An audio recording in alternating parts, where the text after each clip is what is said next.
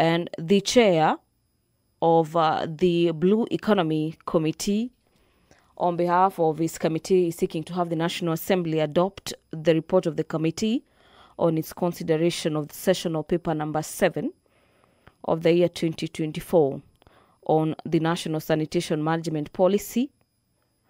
The committee has already laid its report on the table of the House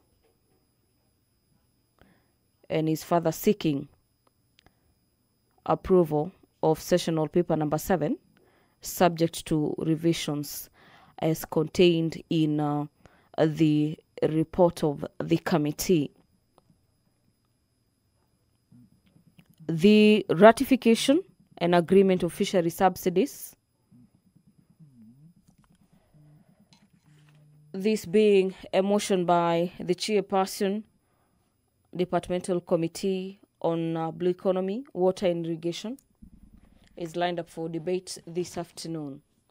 But away from the motions and a number of bills, the House passed on to Standing Orders number 44 rather, subsection 2C. We'll be having Understanding Orders number 44, subsection 2C, statements responded to. These are statements that were sought by honorable members of Parliament and were handled by various committees of the House. The request for answers on the alleged discriminatory screening protocols imposed on passengers flying to and from the northern region was a statement that was sought by Honorable Mohammed Dawood, MP for GACHAGUA'S, and these answers will be provided by the Committee on Administration and Internal Security. The Departmental Committee on Matter Security was yet handling another statement, and this statement is by Honorable Tindi Mwale. Tindi Mwale wanted the committee to provide answers on the disruption of performance of Echoes of War play by Butere girls, this being an issue that elicited mixed reactions across the country. The Committee on Administration and Internal Security will be responding to that request for statements.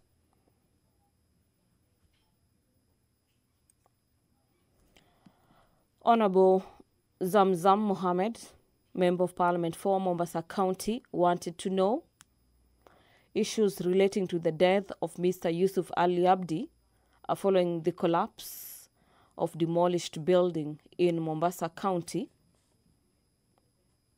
The response to that statement will be done by the Committee on Administration. The Budget and Appropriations Committee is set to respond to the status of implementation of the government's directive to securitize a portion of the road maintenance levy. This was an issue raised by Honorable Paul Abur, the MP for Rongo. We have a number of members of Parliament whose request for clarification and answers on a number of issues are also set to be responded to this afternoon.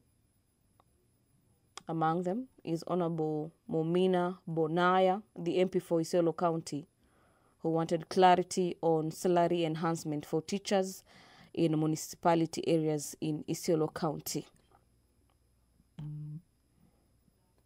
Challenges faced by teachers and police officers in accessing medical service arising from their medical cover is an issue that was raised by Honorable Mushangi Karemba, Member of Parliament for Runyenjes, and that request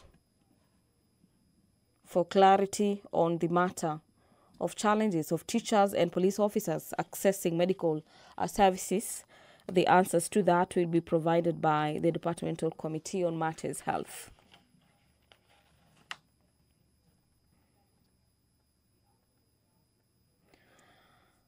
The National Cohesion and Integration Bill, National Assembly Bills number 74 of the year 2023 by the Chairperson Committee on National Cohesion and Equal Opportunities is currently at the second stage, being one of the bills before Parliament.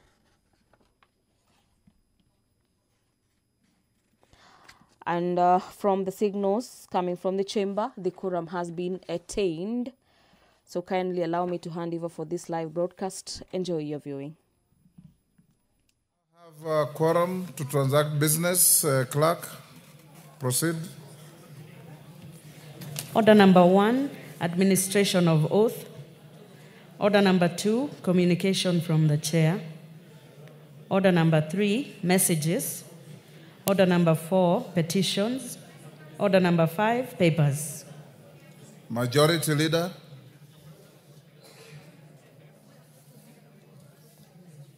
Majority Leader, I know Owen Bayer has rushed out to look for members to constitute quorum. Honorable Meli. Meli, you are sufficiently senior. Can you present those papers? Owen Bayer is here. He'll do it.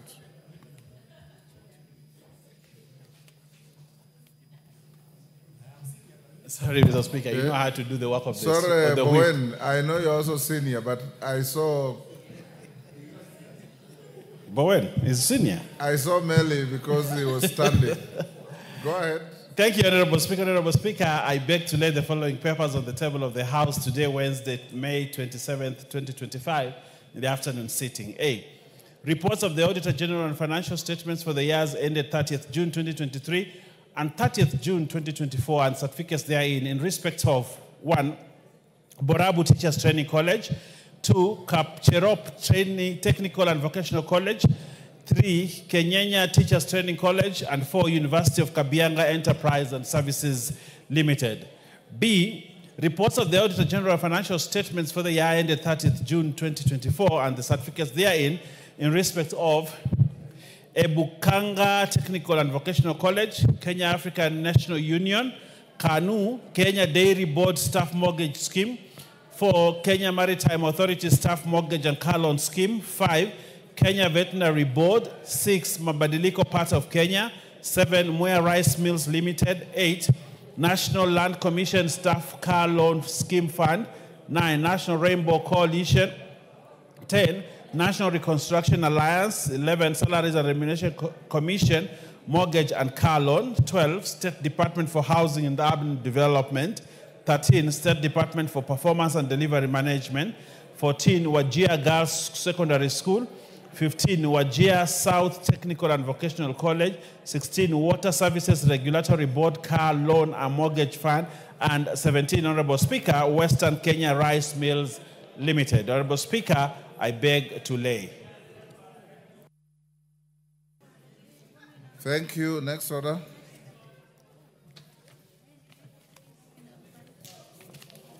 Order number 6, notices of motion. Order number 7, questions and statements. Before we go to statements, honorable members, allow me to acknowledge in the Speaker's Gallery, Civilie Secondary School from Navaholo, Kakamega, and in the Public Gallery, Kieni Girls High School, Runyenjes, Embu, and Tumtum Girls High School from Mathira, Nyeri. I've been asked by Honorable Wangwe to give him an opportunity to welcome the school from Navaholo, and he can do so to all the 2 other schools. Thank you, Honorable Speaker. Yes. Honorable Speaker, allow me to first and foremost appreciate and thank you for giving me this opportunity to welcome the great Civilie Secondary School from my constituency, Navaholo. Honorable Speaker, this school is the best school, number 2, in the entire county of Kakamega, displacing so many national schools And Honorable Speaker, as much as we are in the rural constituency, they demonstrate a very good performance in terms of academic excellence.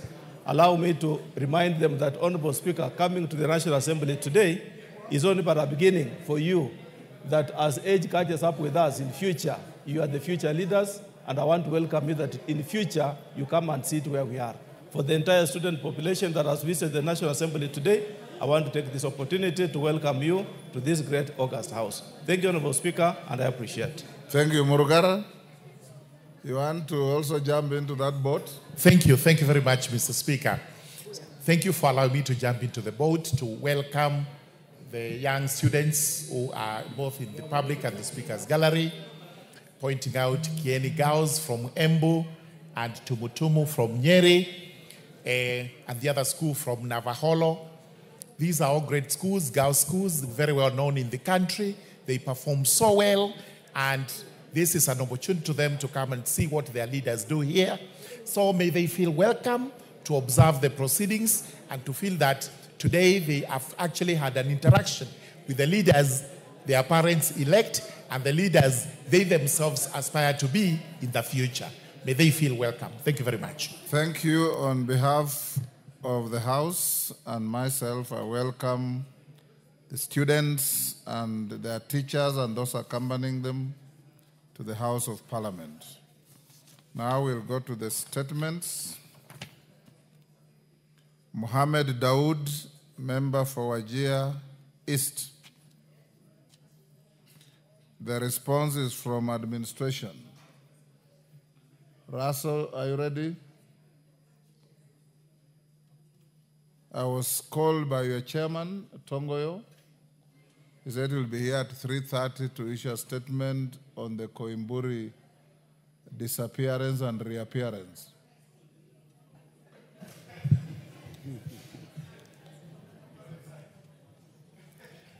3:30. Mr. Speaker, maybe you give us a few minutes. Tindi Mwale, that is also to you. Are you ready with that? Do you need another few minutes?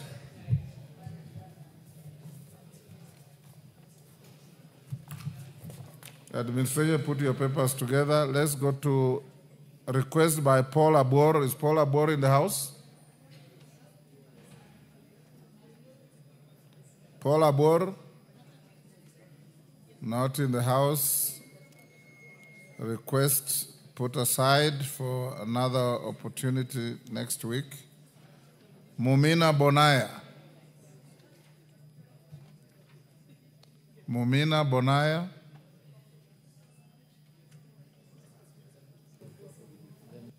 Not here. Cases. Yours is a request, right? Go ahead. Thank you so much, Mr. Speaker, for granting me the opportunity to make the following request. Honorable Speaker, pursuant to the provisions of Standing Order number 44, section 2 and C, I wish to request for a statement from the chairperson of the Departmental Committee on Education regarding the recent declaration of certain positions in Moi University redundant. Honorable Speaker, on 2nd April 2025, the Moi University issued a notice of intention to declare a significant number of positions in the institution redundant due to alleged financial constraint. The affected staff presumed that the process would be transparent, consultative, and lawful. It is alleged that the institution procured the service of an external consultant to undertake this exercise. On 13 May 2025, the institution proceeded to issue termination letters without exhausting consultative process with the staff. The redundancy has rendered many jobless, thereby affecting their source of livelihood and those of their dependents. In addition, the list of the positions declared redundant allegedly include names of those who had since left the service through retirement, those deceased, or those whose employment had already been terminated. The process raises questions on whether the payroll of the institution had been audited. Honorable Speaker, it is against this background that I seek for a statement from the chairperson of the Departmental Committee on Education on the following. Number one, a detailed report on the process undertaken by Moi University in their declaration of certain positions as redundant in their letter dated 13 May 2025. Steps that were taken by the institution to ensure transparency and fairness, including providing a report regarding the procurement process of the external consultant. Indication of whether the university explored other options with regards to declaration of redundancies, including retention of staff on rationalized pay. Number four, a detailed list of all positions in the institution and the staff establishment, specifying a list of those rendered redundant, the names of the affected staff, and their ethnic background. Number five, report on whether a human resource and financial audit was undertaken by the institution and the outcome in relation to the process, if any. And lastly, measures being taken by the government to ensure that all public universities uphold fair labor practices. Thank you so much, Mr. Speaker. I submit. Thank you. Yes, who is from education? Julius? Yes, DK, just 1 minute. You want to joyride on that? Not even joyriding.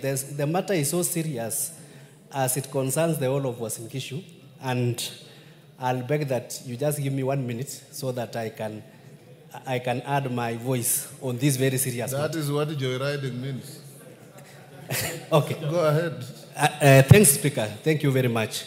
The matter being raised by CPA Honorable Ruto is so serious. The fact that about 890 employees are being given letters under the redundancy program is so serious, given that if you look at the problems that has been facing Moi University, since 2018, they have not been able to submit their liabilities, including pensions, including loans that the staff had taken. Now, these staff being told to go home. They have no pension, they have pension arrears, they have loan arrears in the bank, and the letter is reading that they are going to be paid 15 days, commuted 15 days for the years they have worked. Say that if somebody has worked for 10 years, then he's going to be paid 150 days. The 1 minute is over. So what we are saying is that we had a sitting with the CS as members from Uasin Gishu, and we had agreed that no staff is going to be laid. We had agreed that all those staff who have been declared redundant are going to be deployed in other universities. So what we are asking the ministry is that what has changed? And if at all those employees are to go home, then the university should clear their pension. DK, I'm sure you live in Kenya. You cannot say that you'll deploy employees of one university to another. Each university is independent of the other. Yes, you can't say that. I'm sure you know the law. Well, yes, Bowen.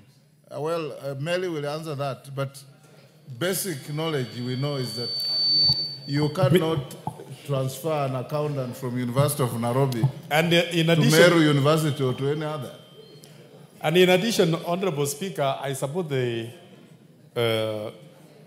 my good friend here. But in addition, just a point of information to the Honorable DK, Moi University is not a university of Uasin Gishu. It is not a university of Uasin Gishu. It is a university, Mr. Speaker, where all employees, or almost all the employees, they are from all over Kenya. It's a national university. It's a national university, Mr. Speaker. And many of those employees, they come from Bungoma, they are from Mombasa, everywhere. It is not a Uasin Gishu business. It's a concern for all of us. It's a concern of Kenyans. You can't be more right. Melly? Thank you, Honorable Speaker. Honorable Speaker, the issue raised by member for KCS is very weighty and very important. And I'll fast track this and make sure that I give Can you detail. bring a response in 2 weeks? We Yes. have a very heavy backlog of Yes. statements. I'll be able to bring it in 2 weeks or even earlier than that. Thank you. Okay, whenever you are ready. Thank you, Mr. Speaker. Thank you. Abdul Haro, a response to your statement by Energy. Honorable Chairman, are you ready?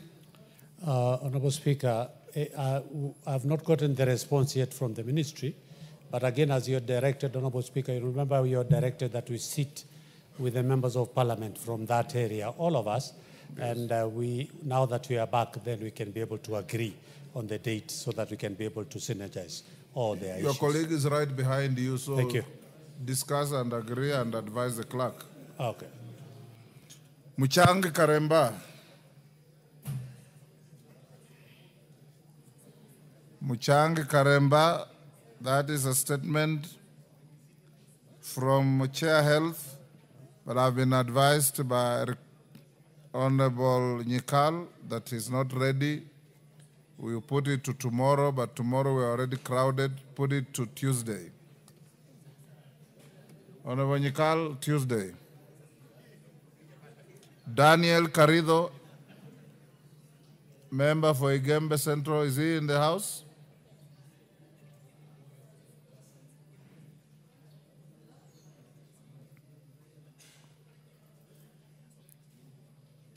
Mumina Bonaya. Honorable Meli, Chairman Education, are you ready with the response for Honorable Mumina Bonaya? Statement number 5. Yes, Honorable Speaker, we had invited the CS, but he has not appeared before us because we had an official visit outside the country. Therefore, we could not handle that. So you are not ready? We are not ready, yes. How much time do you want? 1 week.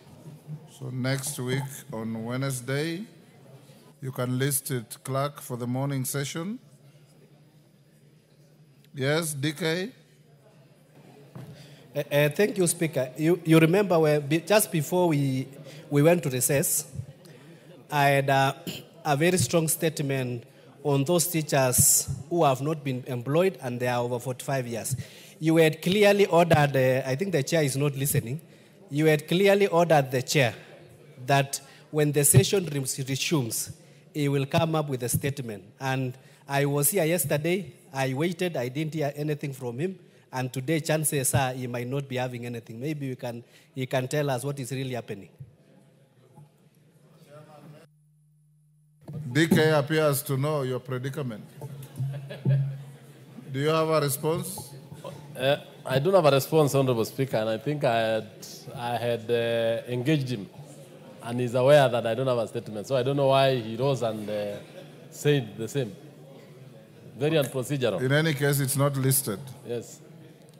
Let's go back to administration. Honorable Raso, are you ready with any? Which one? Discriminatory screening protocol. That is the one of Mohammed Dawood. Yes. Dawood in the house? Yes, go ahead. Thank you very much, Honorable Speaker. Honorable Speaker, the member for Wajir East constituency, Honorable Mohammed Dawood, has requested a statement on alleged discriminatory screening protocols imposed on passengers flying to and from the northeastern region. The honorable member sought to be informed justification for continued requirement for special clearance for flights to and from Wajir, the reasons for rescreening passengers from Wajir upon arrival at Wilson Airport, the measures put in place to ensure uniform screening procedure for all domestic flights, and fourth, the steps taken to revise the Air Navigation Regulation 1985. Honorable Speaker, on the first request for justification. The requirement for special flight clearance is critical due to the significant security challenges present in restricted regions, including northeastern part of Eastern Coast, Nyanza, and Rift Valley. These areas face persistent threats of terrorism, regional stability, and technological limitation. Current air traffic control radar systems do not detect aircraft flying around or close to the Kenya border below 10,000 feet, reinforcing the need for special clearance to ensure accountability and oversight of low-altitude flight. The clearances are valid for 3 months, with renewal options available 1 month in advance. This system has proven efficient with no significant operational challenges. Security concerns in restricted areas remain the primary reason for retaining the clearance requirement, particularly for unmanned aerodromes. The special clearance requirement ensures that all air operations, regardless of location, adhere to strict security measures to prevent unauthorized flights. The Aeronautical Information Publication Guides, air navigation, must align with periodic updates mandated by the International Civil Aviation Organization.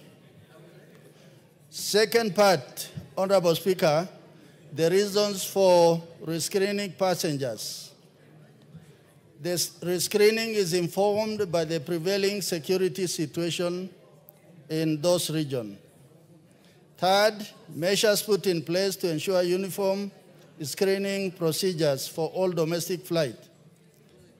Honorable Speaker, the rescreening is not meant to discriminate any of the passengers. Rather, it is meant to enhance security measures for the passengers and the security of the nation. Fourth, the steps being taken to revise the Air Navigation Regulation 1985. Honorable Speaker, the current clearance process is functional and there are no difficulties in obtaining a special flight clearance in light of the prevailing security situation. It is imperative that the special flight clearance requirement remain in force. The Ministry remains open to further feedback and will consider any substantial evidence that may emerge warranting a review of those measures in the future. Thank you, Honorable Speaker.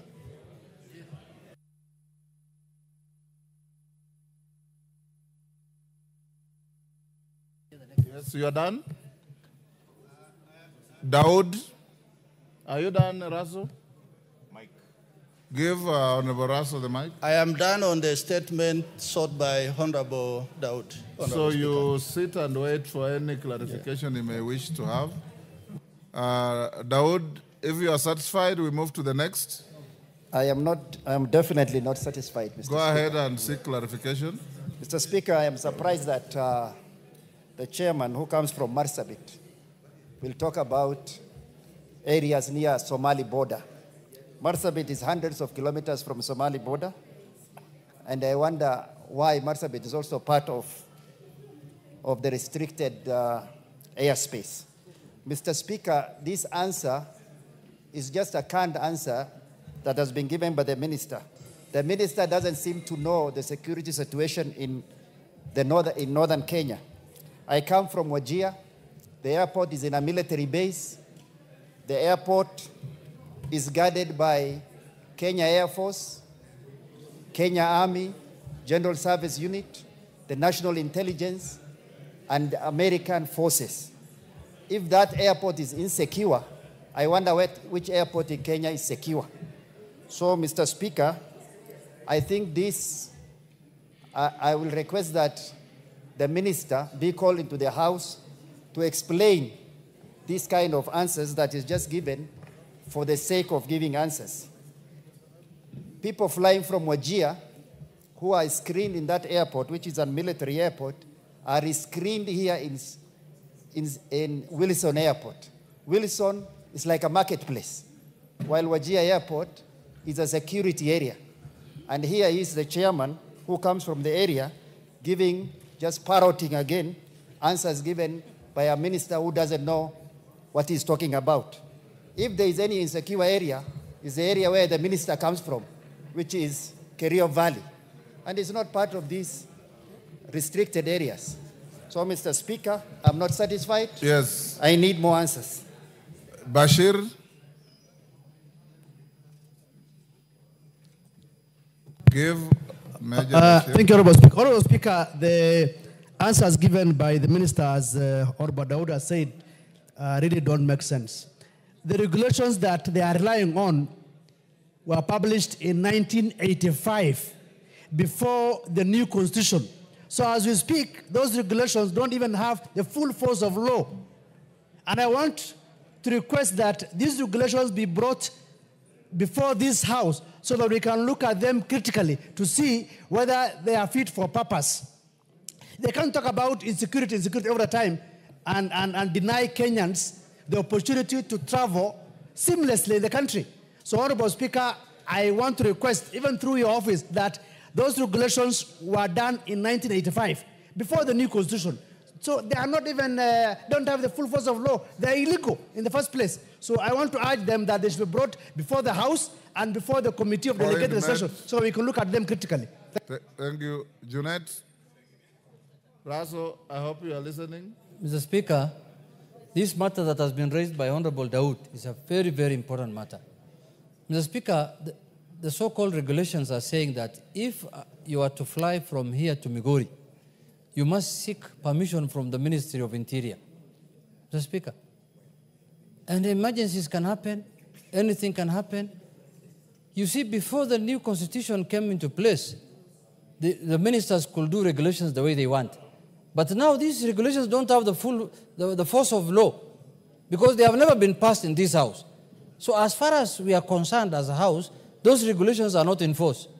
We want to tell the airlines to ignore it because until the regulations are brought here and they are passed by this House so that they can have force of law, Mr. Speaker, that is just an opinion by the ministry that if you want to fly to Migori or Wajir, you seek permission from us.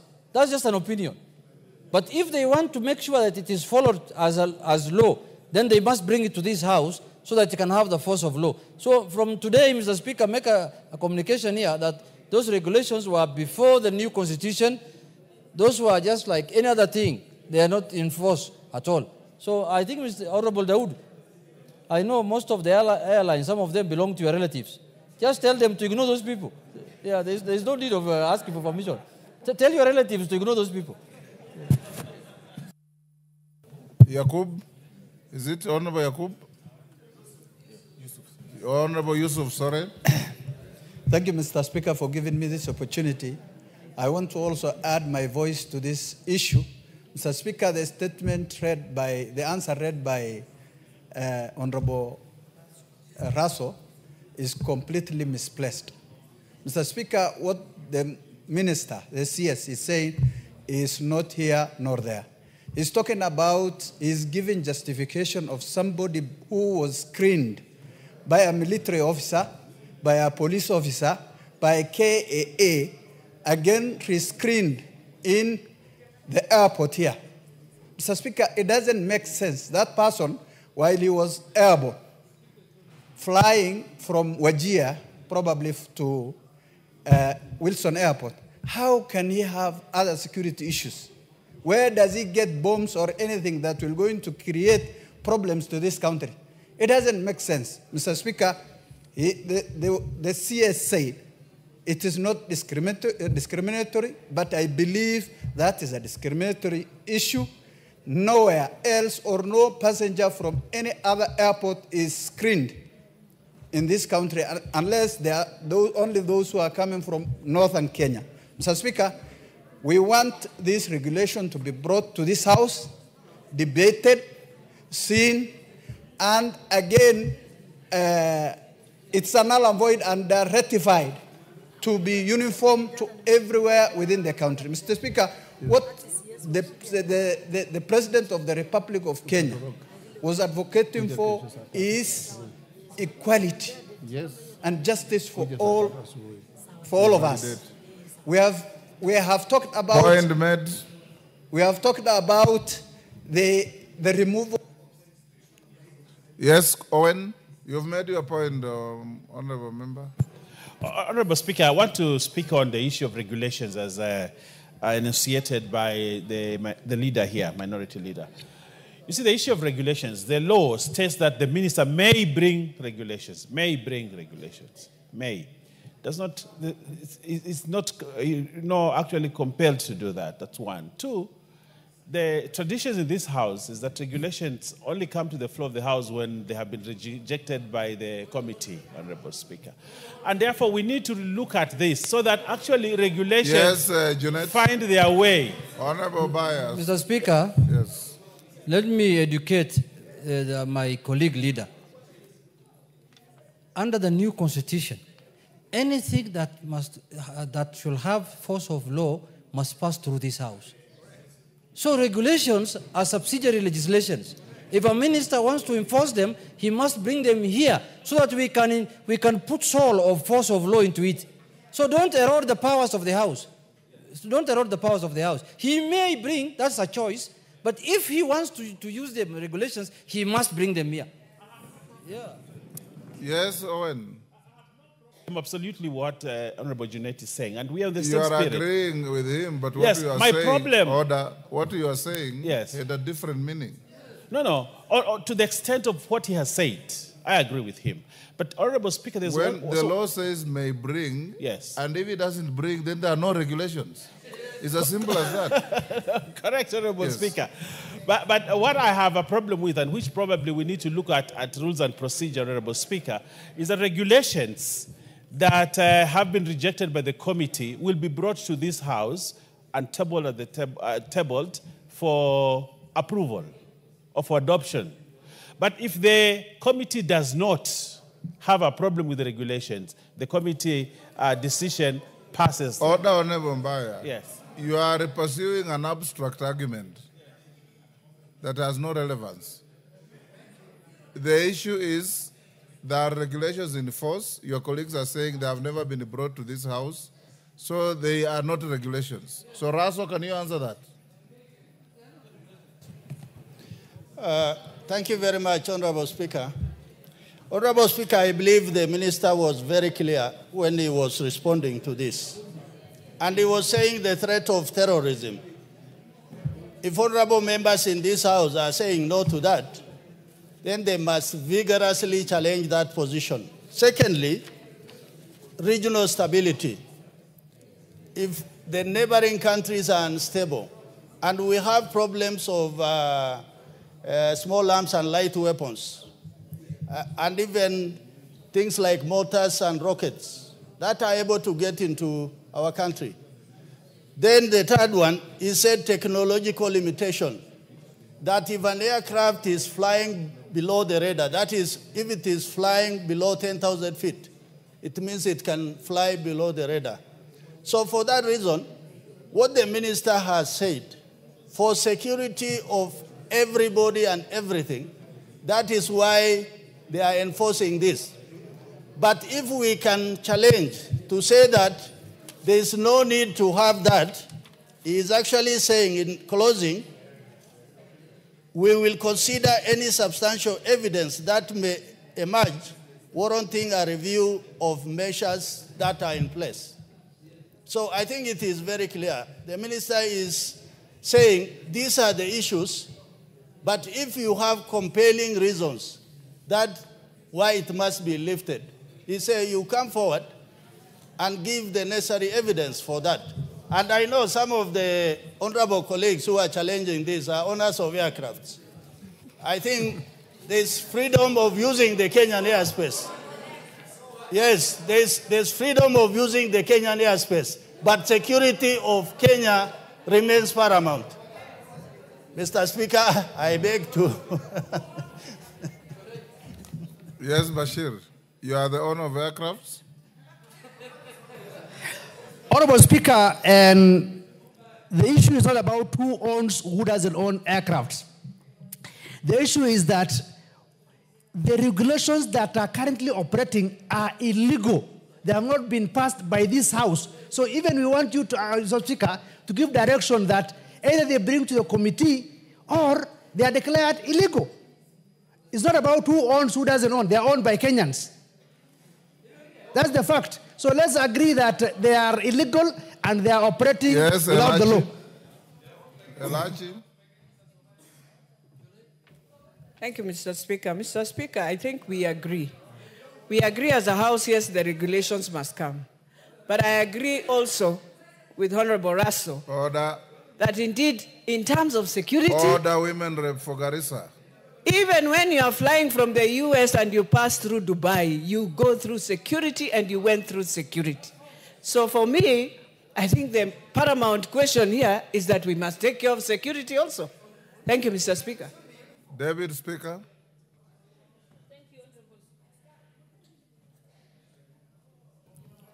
Thank you, Honorable Speaker. Let me speak to this. The regulations are normally published and approved by Parliament, and they say in force for 10 years.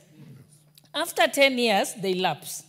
What the relevant ministry should do is either bring new regulation, publish new regulations in the Kenya Gazette. They will take effect immediately for almost 28 days while the Committee on Delegated Legislation is considering them. Or the other option is they have lapsed, that means there is no existence of regulations. Or the other option that what they can do is they can come and seek from the committee extension of the regulations while they produce new regulations. So it's just that there is inaction by the minister. So what should happen is the Committee on Delegated Legislation should summon the minister. But I think someone from this House must move that committee to summon the minister and ask the minister, you're using regulations that have lapsed. You either need to have those extended or republish a fresh set of regulations which can be considered. That is, I think, the way it's supposed to work. Thank you, Honorable Speaker. Yes, Junet. Mr. Speaker, there's a bit of confusion. Mr. Speaker, what we are discussing here is not the persons who are being carried by the aeroplanes. Those people should be subjected to screening because every airport, you must be screened. What we are discussing are the aircraft. Mr. Speaker, if today yourself, because you have to go for work to Wajir or Migori, for example, and you are to leave tomorrow morning at 8 for that work, the airplane that's supposed to carry you, Mr. Speaker, must seek permission from the Ministry of Interior that we are carrying the Speaker of the National Assembly to Migori. Can we have permission to take him there? Mr. Speaker, how do we live in this country like that? And you are first class citizen. Leave alone Dawood and this group was second class. This one's, there's no problem. Why should that happen to people like me, Mr. Speaker, from Migori, who's also 1.5 class? I'll not be like you, but 1.5 class, Mr. Speaker. So that's the problem. Well, it is the aircraft people are discussing, not the people. The people must be screened. The people must be put through screening and everything. But why should an aircraft seek permission to go to Migori? That's the question I'm asking the minister. Honorable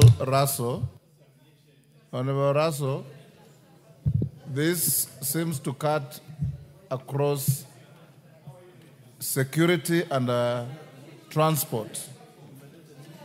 Talk to your ministry that you oversight and advise them if they have any regulations and have not been brought to this House, then they are not regulations. So they can bring the regulations, the committee will look at them, approve them, amend them in whatever form, then they'll get a force of law. I agree with you, we can't compromise security, neither should we in the name of security do anything illegal. Thank you, Mr. Speaker, well guided. Which other one do you have? For Butere Girls. Is Tindi Mwale here? He's not here, so the statement is stayed. They'll seek another date from the clerk's office. Is Paul Abor here? Not here. Let's go to Mama Zamzam. Is she here? You have her statement? Yes, Honorable Speaker, regarding the death of Mr. Yusuf Ali Abdi. Honorable Speaker, the Member of Parliament for Mombasa County, Honorable Zamzam Mohammed, requested a statement regarding the unfortunate death of Mr. Yusuf Ali Abdi following the partial collapse of the demolished building in Mombasa. The member sought to be informed measures taken by the government to support the family of the late Mr. Yusuf Ali Abdi. Secondly, status report on the investigation into the collapse of the building. One, following the incident, a multi-agency response team was activated to retrieve the body of Yusuf Ali Abdi, a 36-year-old male adult. Through this coordinated effort, the body of the deceased was successfully retrieved from the rubble of the collapsed building and taken to Coast General Hospital mortuary for preservation and autopsy. Postmortem examination conclusively determined that the cause of death was due to multiple injuries sustained from the collapse of the building. Standard police procedures were conducted and the body was handed over to the family for final interment at Kikowani Cemetery. An inquest file number 1/2025 was officially opened by DCI Urban to facilitate further inquiry into the circumstances surrounding his death. The case is pending under investigation. 2, status report on the investigation. Honorable Speaker, on 2nd April 2025 at around 1840 hours, the building partially collapsed, setting onto its basement, hence becoming structurally unstable. A multi-agency investigation team was immediately constituted, led by officials drawn from the Ministry of Public Works Headquarters, Nairobi, to establish the root cause of the structural failure. Investigations are currently at an advanced stage, and upon conclusion of the inquiry, appropriate legal action will be taken against any individual or entity found culpable in accordance with the law. I submit, Honorable Speaker. Zamzam, you're satisfied? Mheshimiwa Spika, sijaridhika kwa sababu mimi nilitaka kujua waingie kwa kina. Tujue yule ambaye alikuwa anajenga mjengo ule aliweza kutumia njia ambayo ni sawa, na kwa nini amejenga mjengo ambao ameongezea juu hata zaidi ikashinda zile nguvu za chini. Mheshimiwa Spika, ndio huyu Yusuf aweze kupatikana pale katika mtihani mpaka akapoteza maisha yake. Mheshimiwa Spika, Yusuf alikuwa ni mfanyikazi tu wa pale, mwanabiashara mdogo wa pale Marikiti, na ameacha mjane na watoto. Mpaka sasa hatujui familia yake wanakula namna gani, bado tunaambiwa inachunguza na muda umechukua mrefu sana. Mheshimiwa Spika, kwa hiyo mimi naomba wizara ambayo inahusika, ambayo nimeuliza maswali, waweze kunambia yule mke mjane wa Yusuf na familia yake mpaka sasa amefidiwa ama hajafidiwa, manake tayari keshazikwa na mjane ataka kula, watoto ataka kusoma na kila kitu. Mheshimiwa Spika, na kisha tujue hatua gani imechukuliwa kwa yule ambaye alikuwa anajenga mjengo ule, badala ya ghorofa 6 akapeleka ghorofa 11. Mheshimiwa Spika, asante sana. Honorable Russell, have you established any criminal culpability? Thank you very much, Honorable Speaker. I do appreciate what Honorable Zamzam is raising.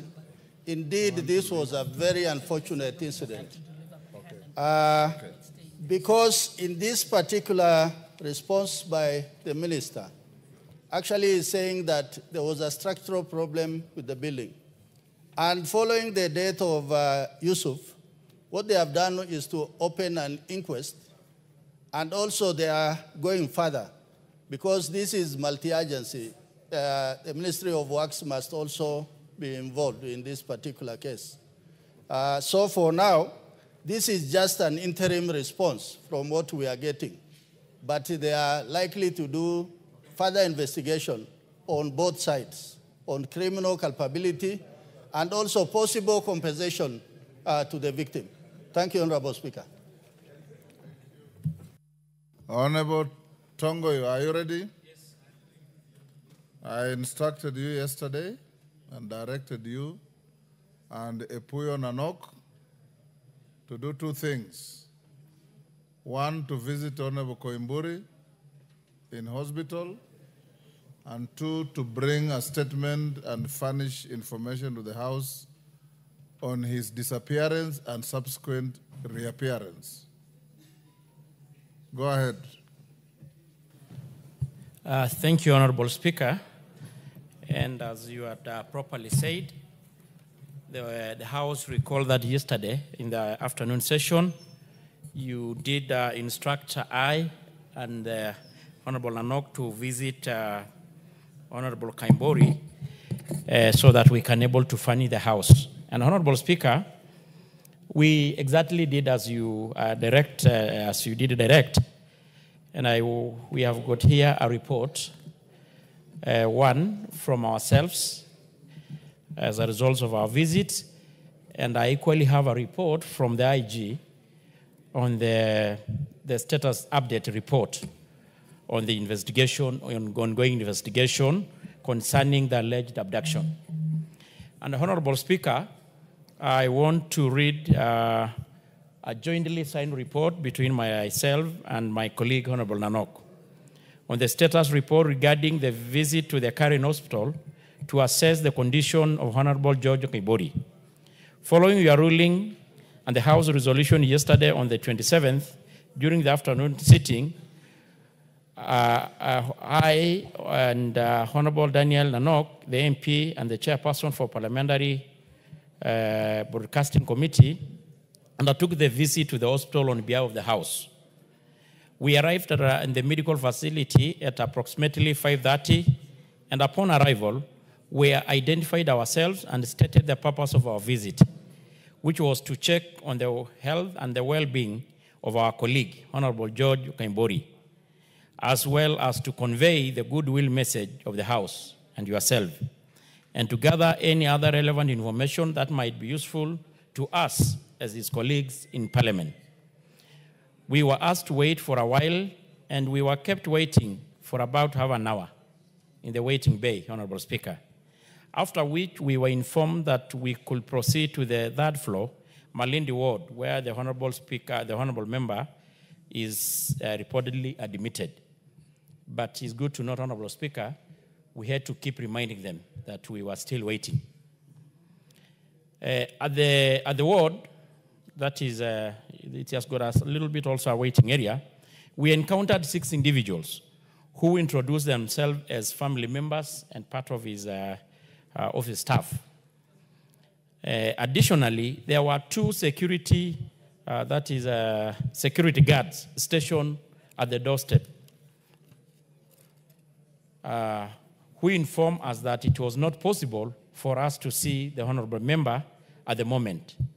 Honorable Speaker, we had to continuously remind him, whoever we are getting there, who we are, introducing ourselves, and keep reminding them the purpose of our visit, of which they actually confirmed that they were already aware of our intended visit following your communication. We explained that our visit was in accordance with a directive from the House Speaker, and it was purely for the well-being and the effort of our colleagues, but our request was still declined. Undeterred, we requested to speak to the doctor in charge, hoping to at least obtain a medical update. Unfortunately, this effort did not bear fruit either, as we were told the doctor was unavailable at the time. We were then introduced to a senior nurse who was on duty and managing the patient care in the ward. The nurse politely informed us that it will not be possible to see Honorable Member during our visit due to a medical advice and privacy consideration. And in fact, we were told that he was undergoing a procedure. The senior nurse did, however, assure us that the Honorable Member was in stable condition and was receiving the necessary medical care, while we were not able to see him physically. And he was, but he said that he was in stable condition. Honorable Speaker, because that is all, and we had no option other than to leave the place, we actually had to kind of, until even my colleague was like telling me we cannot push ourselves more further. It's like the people who were there, Honorable Speaker, were actually kind of looking at us with a lot of suspicion. as if we were there for other reasons. And we, despite that, we keep assuring them that we just wanted to get the update of his well-being. So in regards to our visit, Honorable, that is all we had to say.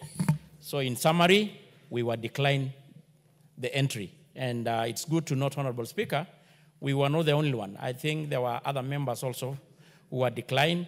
But it's also good to note that a few hours before our visit, we saw a media briefing from some other political class who was allowed the entrance, and actually issued a press brief. So I don't know why it is always a coincidence.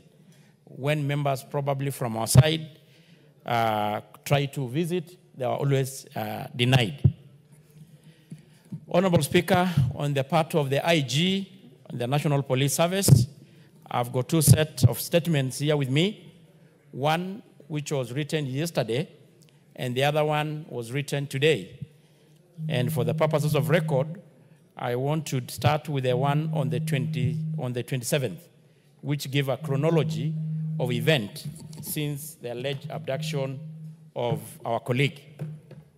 Honorable Speaker, the National Police Service wishes to provide a comprehensive update on the ongoing investigation into the alleged abduction of George Ngaibori, Member of Parliament for Juja constituency. On Monday, 26 May, the attention of the National Police Service was drawn to an amateur video circulating on social media, mainstream media, purportedly showing the Member of Parliament abandoned at a farm in Juja. Police officers from Juja swiftly responded, visiting the alleged scene and thoroughly documenting the area. Upon comparing its vegetation and road dimensions at the scene, which those in the video, it was established, Honorable Speaker, that the two did not match. During the questioning, Moses Karaoke, the caretaker of the coffee farm, which is owned by Jimmy Wanjigi, stated that he had not witnessed such an incident. The officers then proceeded to the Plainview Hospital in Ruiru, where the Member of Parliament had reportedly been taken for treatment. They confirmed that the vehicle used to transport him, registration number KCJ 660P, belonged to Honorable George Ngaibori, and was driven by Frida Njeri, who was also the first responder at the alleged crime scene. The hospital did not disclose the nature of the treatment or first aid administered, making it difficult to assess the extent of the alleged injury. Meanwhile, specialized team from DCI headquarters, supported by the forensic expert from the National Forensic Laboratory, were promptly deployed to the scene to conduct other examination, gather critical evidence, and establish the circumstances surrounding the alleged abduction.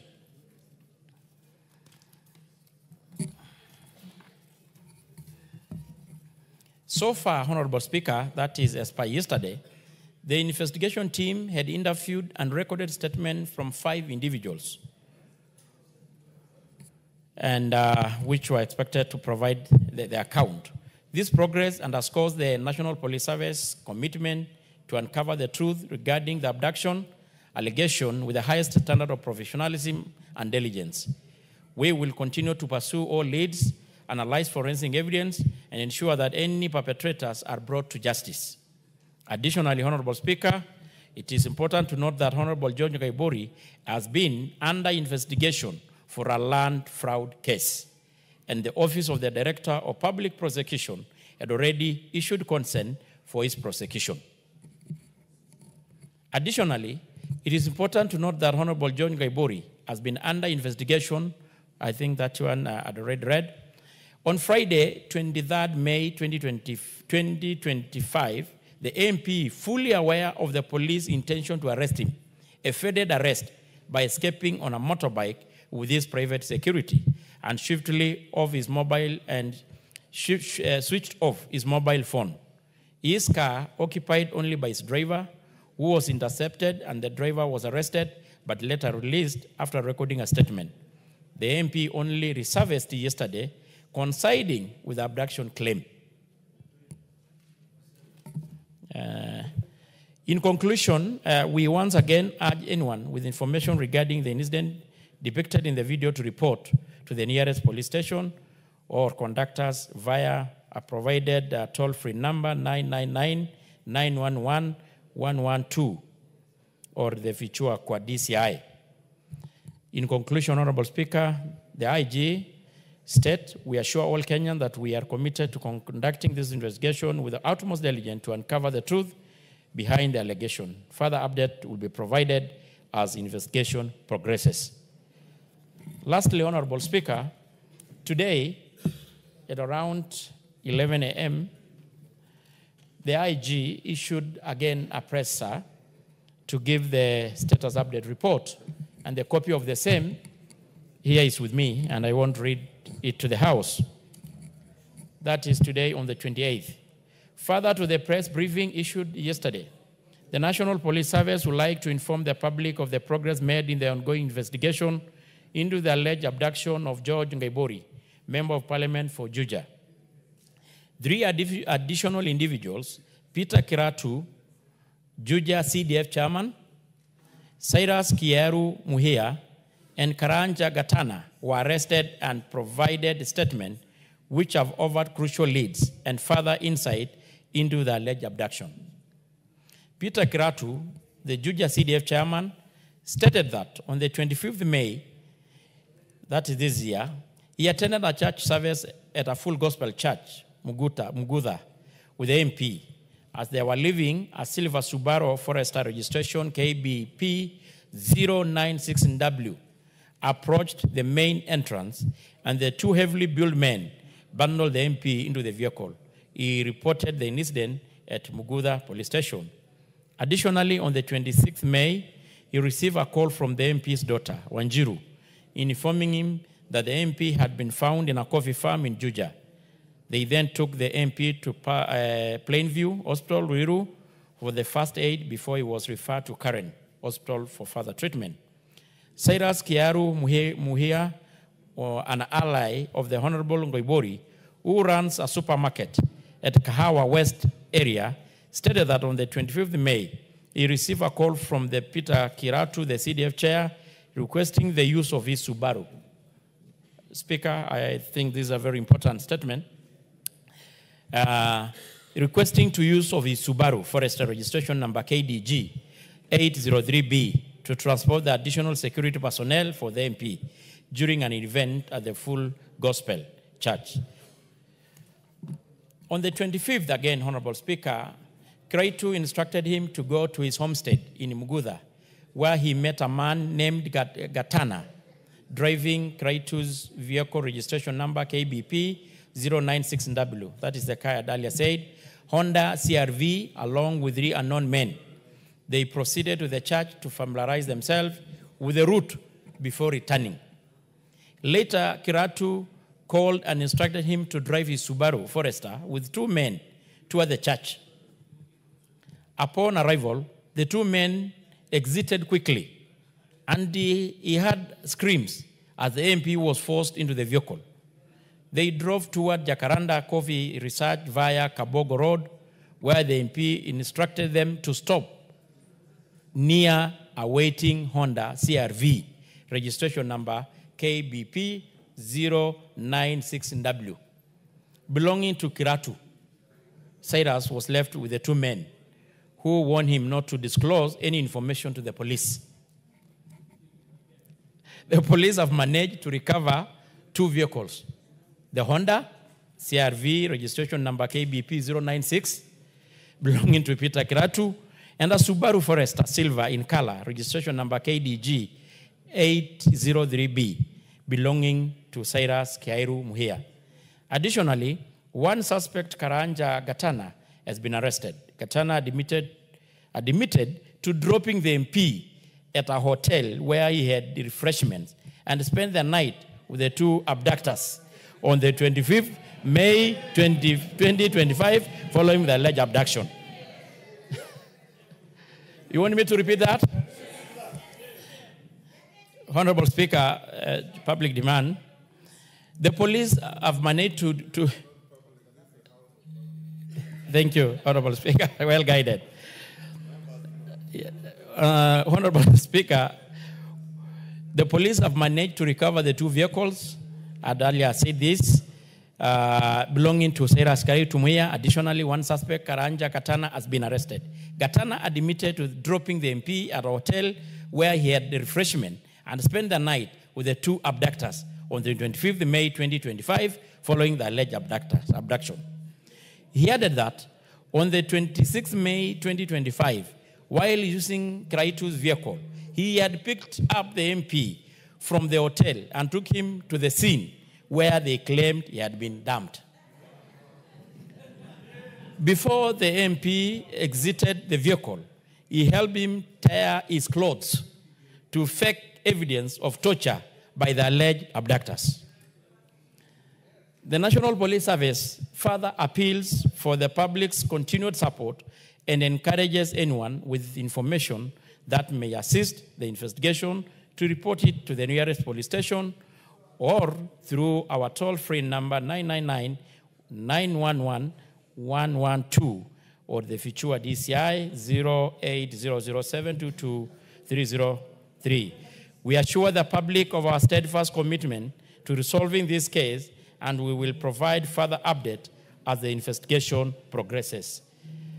The letter and the statement signed by Douglas Kanja Karonche, MGH, CBS, OGW, the Inspector General of the National Police Service, on the 28th, 2025.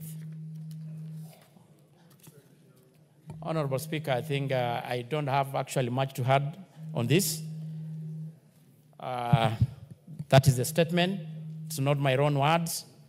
That is the words from the IG, the authority mandated by our Constitution and our laws to investigate such matters. And they are competent enough. And they have the requisite knowledge and experience.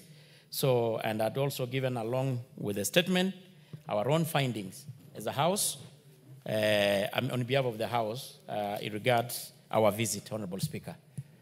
I submit. Thank you.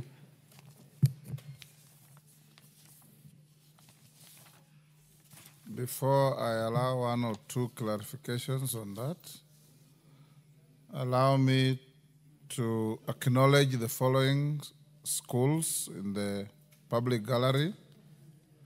Soke Primary School from Baringo, South Baringo. Ndaragwa High School from Ndaragwa, Nyandarua. Kugururu High School from Igamba Ngombe, Tarakanithi. Oiti Glory Primary School from Kajiado Central, Kajiado. I've been requested by Honorable Kanjori Memusi to welcome a school from his Kajiado Central. Do so on behalf of your colleagues from whose constituencies the other schools come from. Thank you. Thank you, Honorable Speaker. Let me take this opportunity to welcome all our learners to this House. And Honorable Speaker, Oiti Glory is a school in a small village in Kajiado Central called Oiti. And I want to encourage all the learners here and tell them that most of these members have come from such places. So it is not impossible for one of you to be here one day. So let this journey today be a beginning of your dreams. I welcome all of you. Karibuni Bunge.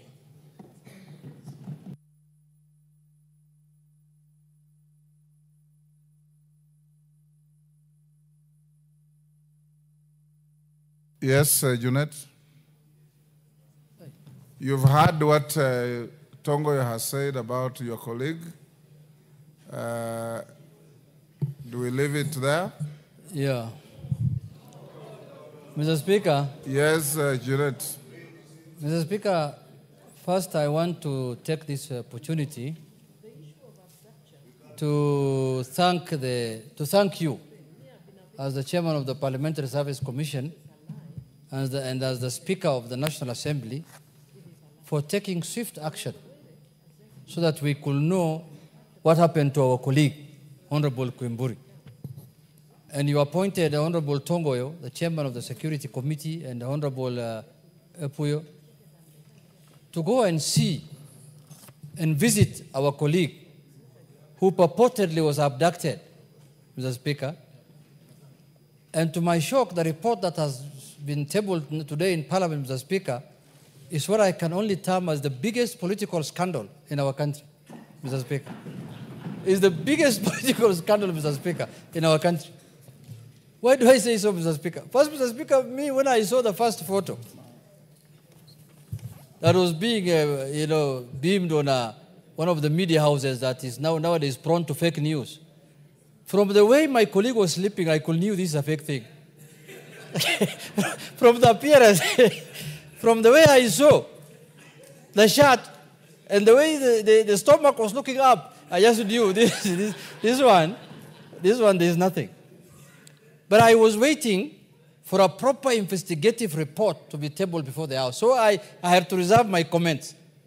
Mr. Speaker, it's very, very unfortunate that politicians can go to this extent to prove a point, Mr. Speaker.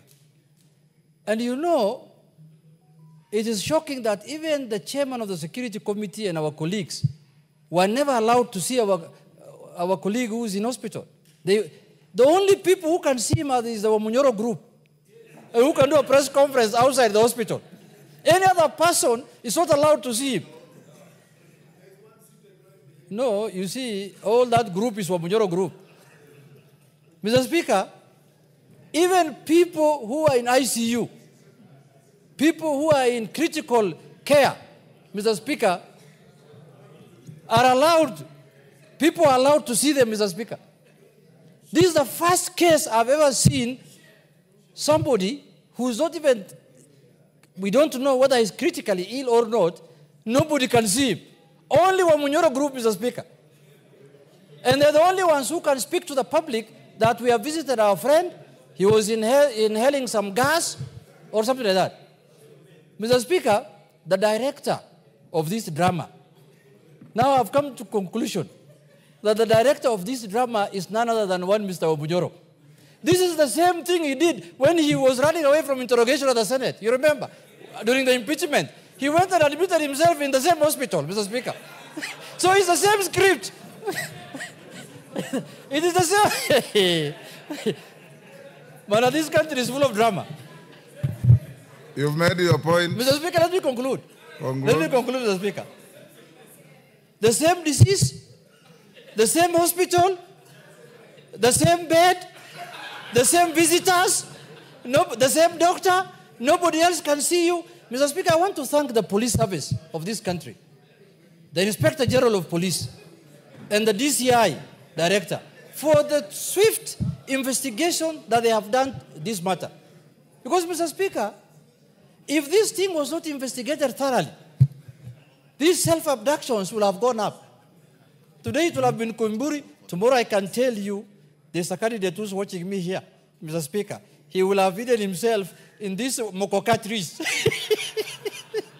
somewhere, I know, I don't want to mention names. He will have hidden himself behind a mokoka tree. And he will have told you, I have been abducted.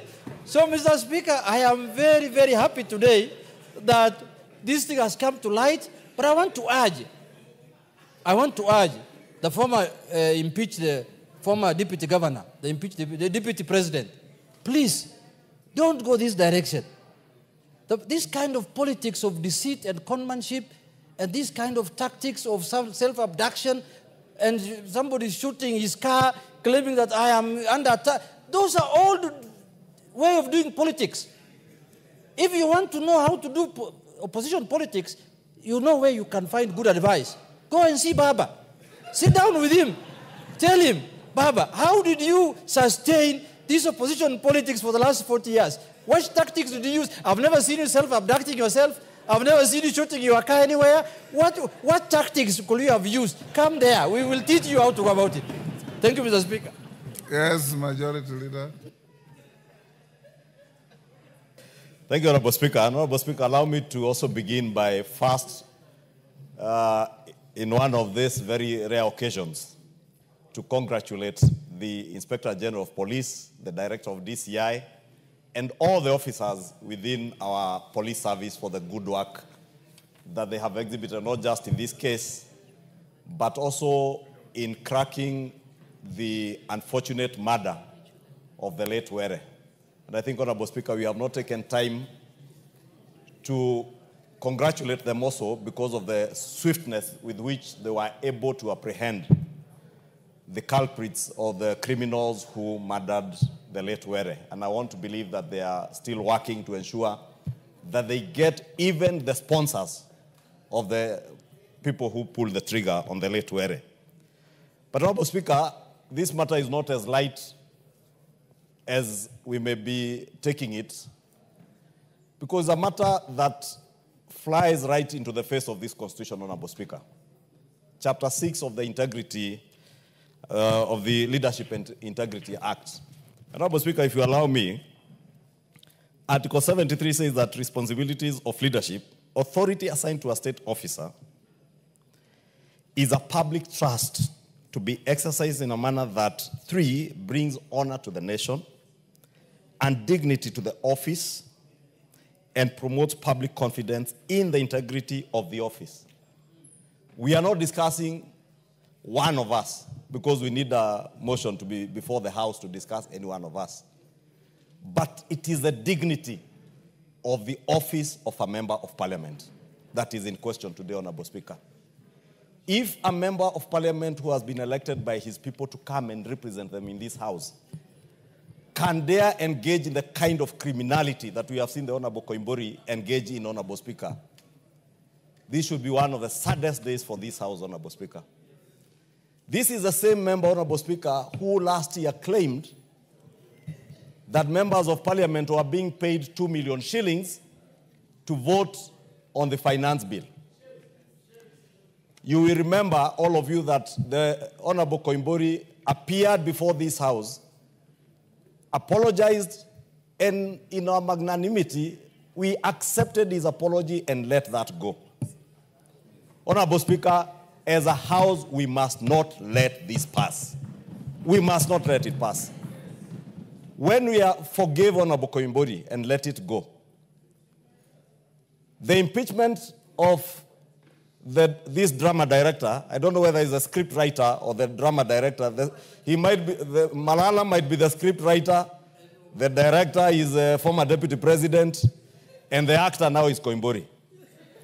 Just like during the impeachment process, as the Honorable Junet says, the former deputy president appeared here looking very dark.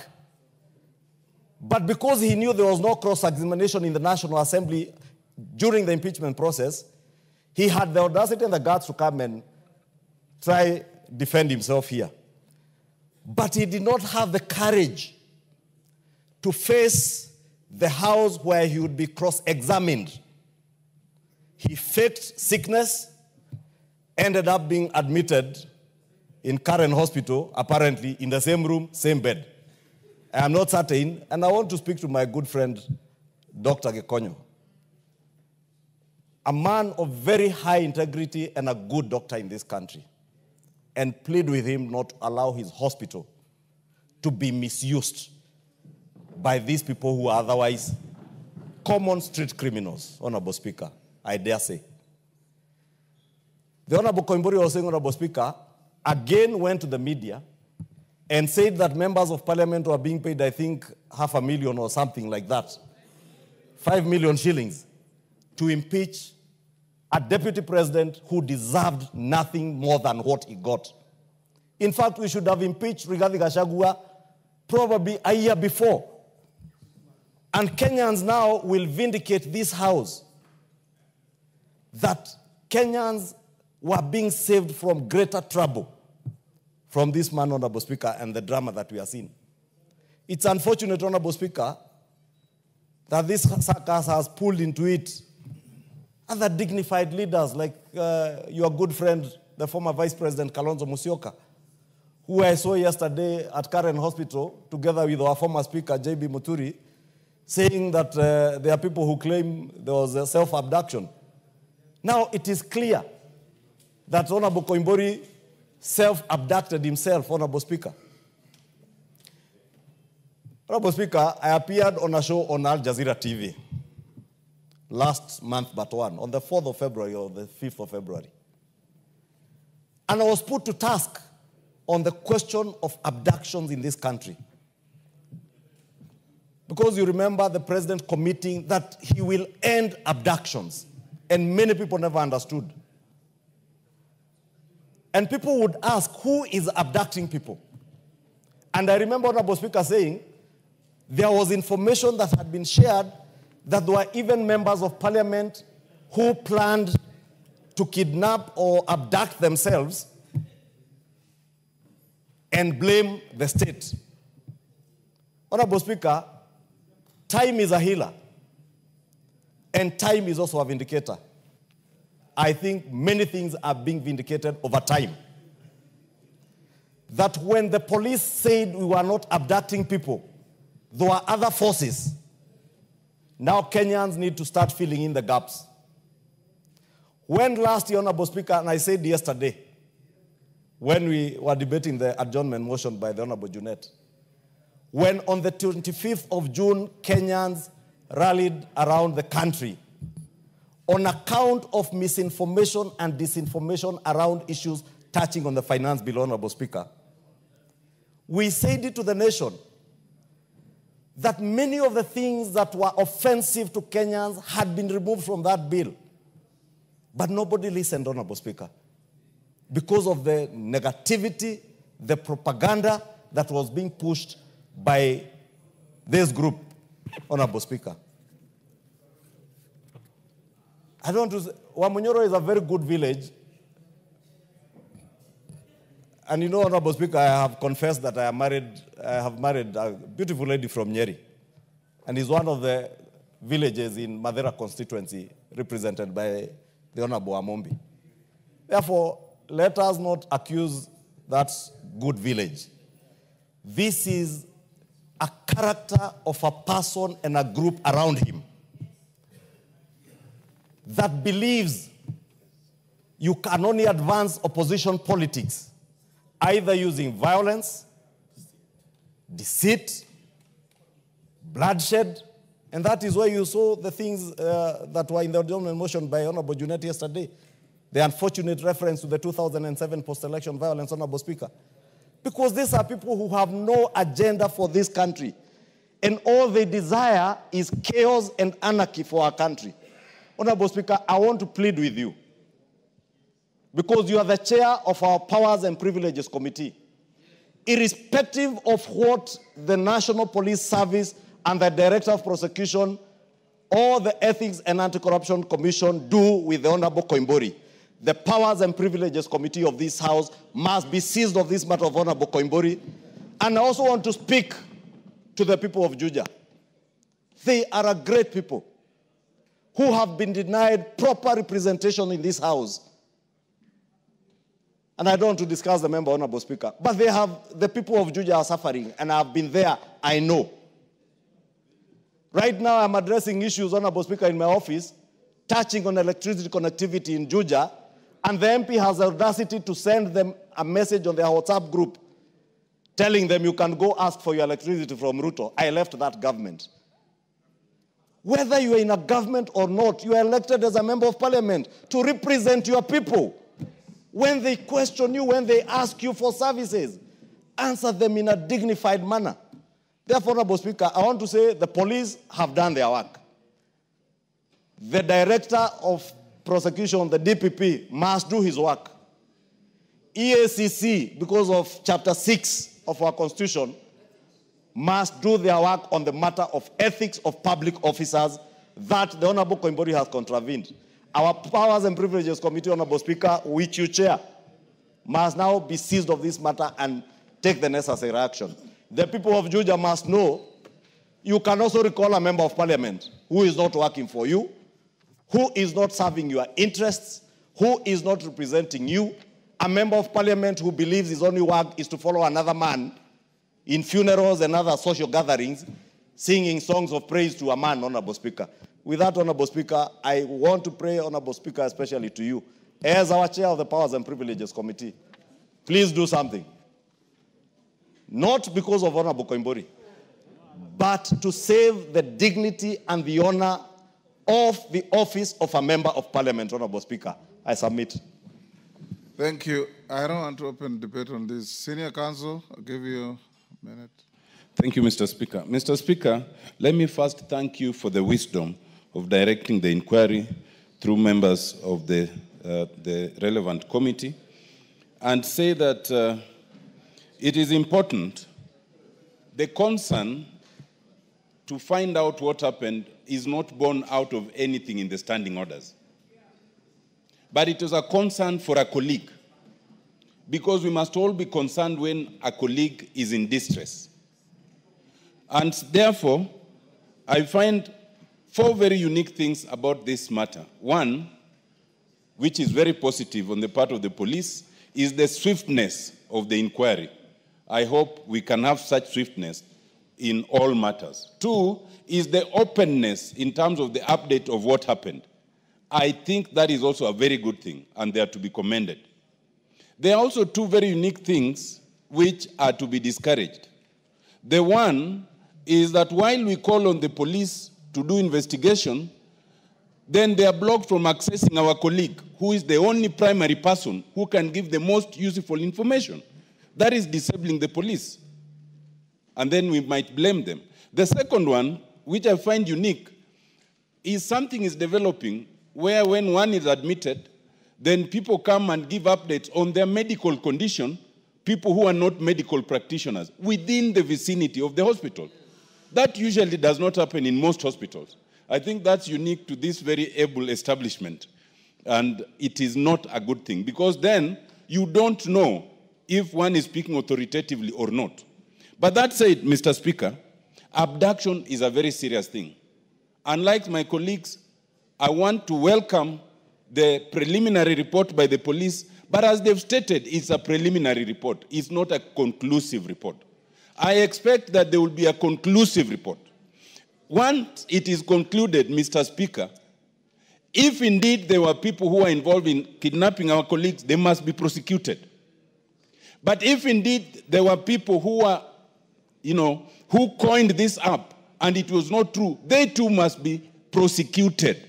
Because abductions in this country and killings have become so many, and we don't want to speculate as to whether one has done it themselves or not, by the police or by the crooks. But that said, Mr. Speaker, once it is concluded, unlike my colleagues, I believe the right thing to do is that the police must prosecute those who are involved. But I do not agree that it's within the ambit of this House. I do not believe that you can then bring matters that have happened outside the precincts of Parliament and then bring them within the Privileges Committee. I think that ultimately is between the employer and our employers are the voters and the police who ought to prosecute. That said, Mr. Speaker, I commend the wisdom, your wisdom in handling this matter, and I hope it comes to fruition and we get to the bottom. Let people be prosecuted so that it serves as an example either way. Thank you. Yes, Mukunji, then Emily, then I close. Thank you. Thank you, Honorable Speaker. And I also want to say thank you for your guidance in this House. Honorable Speaker, I first want to say that security matters in this country must be taken with the seriousness they deserve. As we are speaking right now, Honorable Speaker, I have demonstrations in Embu town because of matters of insecurity, shops being broken into, and those are matters that, Honorable Speaker, they touch in this House, and I believe that as the senior counsel has mentioned, we need conclusive reports on matters to do with our colleague. And not only that, Honorable Speaker, I believe there are so many pending matters that are touching with the confidence that people have with our police forces. Honorable Speaker, we are yet to get reports on what happened to many of the Gen Zs during the Maandamanos. We are yet to get a report, Honorable Speaker, on various issues of abductions that have been reported of even some young people in this country. And Honorable Speaker, I sit here and I believe this house should be seen as a house that allows investigations to go conclusively. And I believe your guidance is very clear, Honorable Speaker, that we have to get to the bottom of this. If Honorable Koimburi, and I believe I have not been able to visit him, but I have seen the press conferences that have happened there. I've seen the hand being pointed to even the police force. Honorable Speaker, I believe also it's important for IPOA, because this is a matter of extrajudicial matter, to actually come in. Because when it is said that Koimburi had an issue and police say they were looking for him, it also points some finger in the matter to do with whether it is the police that was conducting this. And now the IG has spoken. It is important also to get an independent body to give a report on this so that this house can be well guided when it comes to those matters. But today is the National Prayers Day. Honorable Speaker, I believe it is not fair and it is not right for my good friends, minority leader and majority leader, to incriminate the name of the former deputy president just like that. It is right for them to bring evidence and say that he was involved in this, and let's be fair and actually call it like it is. We are taking too much time to debate and talk about the former deputy president when we have very serious matters to discuss in this house. We have matters to do with our debt issues. We have matters to do with finance bill. We have mirror issue that is being now brought by the deputy majority leader. Mr. Speaker, the Speaker, I wanted to seek your guidance, because, Mr. Speaker, I know Honorable Mukunji is a first-time member of Parliament. I know he's learning the ropes. Mr. Speaker, what we discussed yesterday, yes, what we discussed yesterday is he's a first-time member of Parliament, unless he was in another parliament than this one, unless he was in South Sudan Parliament. The fact of the matter is he's a first-time member of Parliament and a third-time member of Parliament. That's a fact on record. Yeah, and he has only served 2 years, like Rigathi Gachagua. Mr. Speaker, but my point of order is this. My point of order is this, Mr. Speaker. Mr. Speaker, yesterday what we discussed was a special motion under Standing Order 33. Mr. Speaker, the standing orders that we use here gives every member an opportunity to bring a motion to discuss any matter of national importance. And with the approval of the Speaker, and if you get the requisite number of 20 members to support your request, then you get an opportunity to move your motion. So we should not use up here the derogatory statement that we are wasting our time yesterday here discussing a matter of national importance like post-election violence. Someone who's calling people to take up arms, to kill themselves, displace people, cause destruction. You are calling it something useless, unless you support that kind of thing, that you want people to die. Okay. Shame on you. Mukunji, wind up. Honorable Speaker, I believe that it is very easy for the minority leader to bring the matters of me being a first member of Parliament. But they need to understand that I learned very quickly. And in my 2 years, I've studied this house. I know how it works, and I believe I represent the people of Manyata and Embu the best way I can. Honorable Speaker, as I conclude, I want to say that your guidance on the investigation of this matter touches on all our security. We have had complaints from various members on how their security is being handled. Honorable Speaker, we have lost a member of Parliament.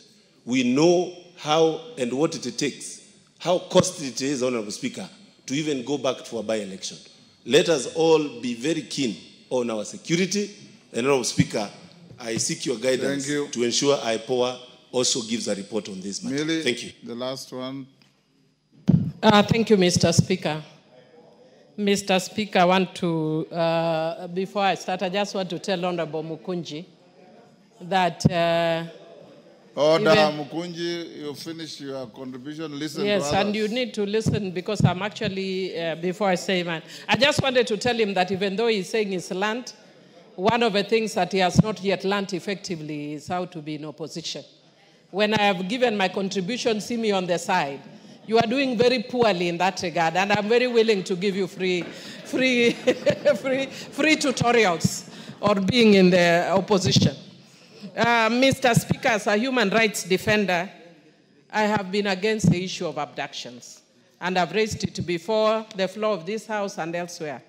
And I'm very happy that I have seen actually almost disappearance of the issue of human abduction. Mr. Speaker, whether I'm in government or outside, broad-based, non-broad-based, human rights remain human rights. And I have raised it consistently. And Mr. Speaker, when our colleague was allegedly abducted, I condemned his abduction. Mr. Speaker, this comes shortly after our colleague was actually murdered. Just the day we were going on recess, our colleague was here. I turned my back, he was here. And then minutes later, I'm seeing a notice he's dead, gunned down. So the issue of security of members of parliament is a very serious issue. Mr. Speaker, I have myself been a victim of attack. I was attacked in my first time by men wielding guns, 7 men.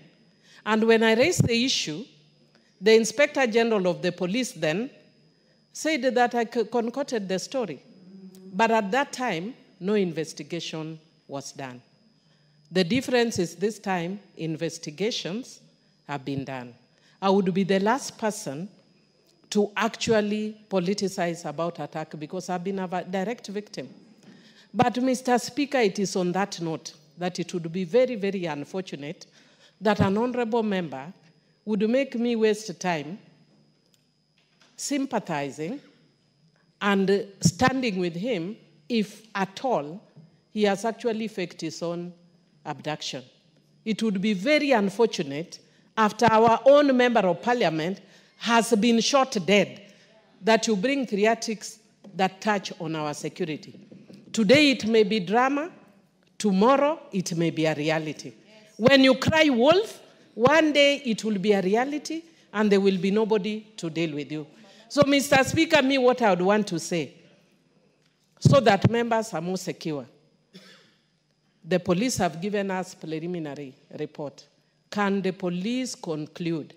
And should it be found that this is actually false allegations, Mr. Speaker, he should be prosecuted as an example to others. This is not a joke. And not only that, Mr. Speaker, the issue of abduction has been a very serious issue in this country. And it is one of the reasons that we find our young people very annoyed because they keep saying we are being abducted. I would be shocked to discover that all along it is not the police that are abducting. I would be really, it is mind-boggling, Mr. Speaker. Even if we are politicking, our politics must reach a level that is human and that respects the human rights of yourself and of others, Mr. Speaker. Don't make us waste too much English when we know there are other countries where we can import the English, Mr. Speaker. I will not name them. But there are countries where we can import that English, Mr. Speaker. We can export the English elsewhere. No, I will not say where, because I have many friends in neighboring countries, so I won't mention. And also we are trying to encourage friendly relations with our neighbors even when they are angry. But that aside, we are deepening relation with our neighbors even when they are angry. But Mr. Speaker, I would want to encourage that this matter be taken up seriously, not just as a matter of with the Committee of Privileges, but the Inspector General, if this is actually a lie, this member must be prosecuted. Thank you. Thank you, Honorable Tongoyo. When do you bring the conclusive and final report? Honorable Speaker, I know the predicament you suffered. Yeah, there are actually too that many. You couldn't be able to see your colleague. Yeah. I personally can inform the House that I called the DCI and informed me that he was also denied the opportunity with his officers to see the member. So tell the IG to finalize and give us the conclusive investigations in the matter, then I'll give directions. Well guided, Honorable Speaker, but it's good under the circumstances. I had talked to him actually just an hour ago, and there are still a lot of leads leading to more arrest and interrogation. So maybe we give us like another week or so. Thank you. Next order. Before the next order, hold on, Clerk. I acknowledge the presence in the Speaker's gallery. I think they have gone. Olkalau Secondary School from Olkalau, Nyandarua. Even if they have left, we welcome them belatedly to the House of Parliament. Next order. Order number 8, motion, discharge of the Public Transport Motorcycle Regulation Bill, Senate Bill number 38 of 2023. Question to be put. Order, honorable members. Order member for Kajiado, take your seat.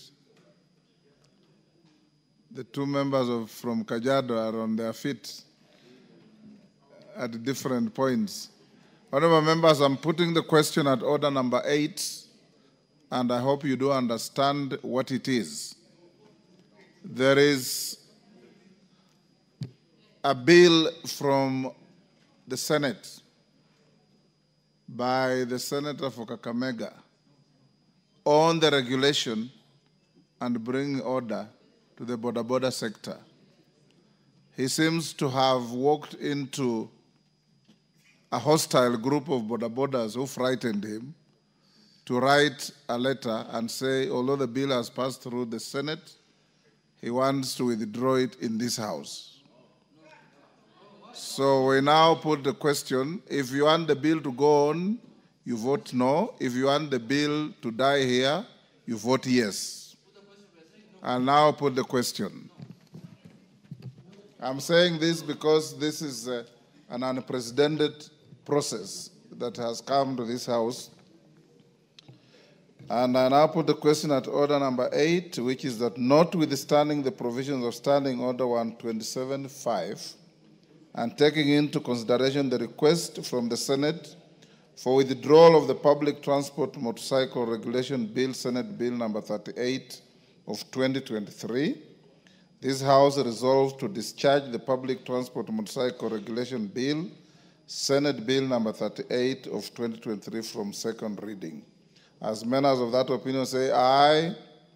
As members of the contrary opinion say nay. The nays have it, so the bill will now proceed to second reading at an appropriate time. Next order. Order number 9, motion, third report on consideration of the audited accounts of specified state corporations. Resumption of debate.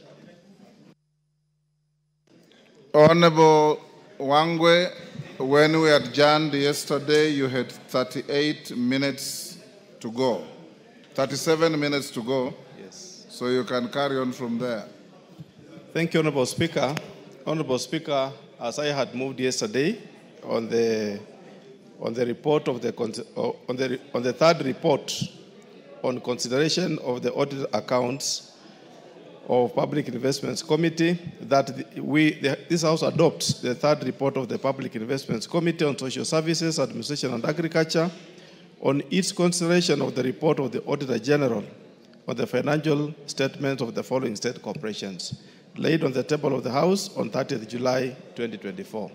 Honorable Speaker, the various state corporations, as I moved yesterday, were Kenyatta National Hospital, Kenya Medical Supplies Authority, Kenya Veterinary Board, National Authority for Campaigns Against Drug Abuse, and lastly, Honorable Speaker, Kenya Broadcasting Corporation. I had moved, Honorable Speaker, general issues cutting across, and I had also moved, Honorable Speaker, various specific issues, and I was now handling the issues on Kenya Medical Supplies Agency, KEMSA.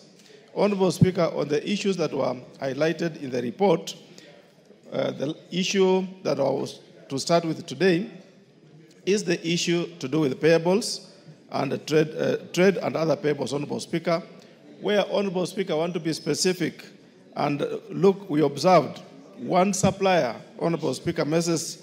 Med Africa Limited, who was awarded a contract to install, supply, and commission a diesel-fired incinerator in Busia, Kitale, and Wajir County referral hospitals, Honorable Speaker. The main issue, Honorable Speaker, on this issue, that we observed, is that to date, the equipment that we were supposed to supply in both the Busia and Wajir counties are yet to be supplied to date, Honorable Speaker. Honorable Speaker, and on that issue, Madam Speaker, we did make a recommendation on what recourse is supposed to be done in the event in such a case, Honorable Speaker, and we looked at one of the issues as being that upon our adoption of this report, Honorable Speaker, the accounting officer for Kenya Medical Supplies Authority and the PS in charge of medical services, Honorable Speaker, and the county government of Wajir should ensure that the incinerator is installed. Since, Honorable Speaker, the incinerator was paid for, but was never installed, and to date, it is not yet installed. Honorable Speaker, we also say that within 3 months upon adoption of this report, the Auditor General should audit the payables in question and give a comprehensive report on their status of the National Assembly.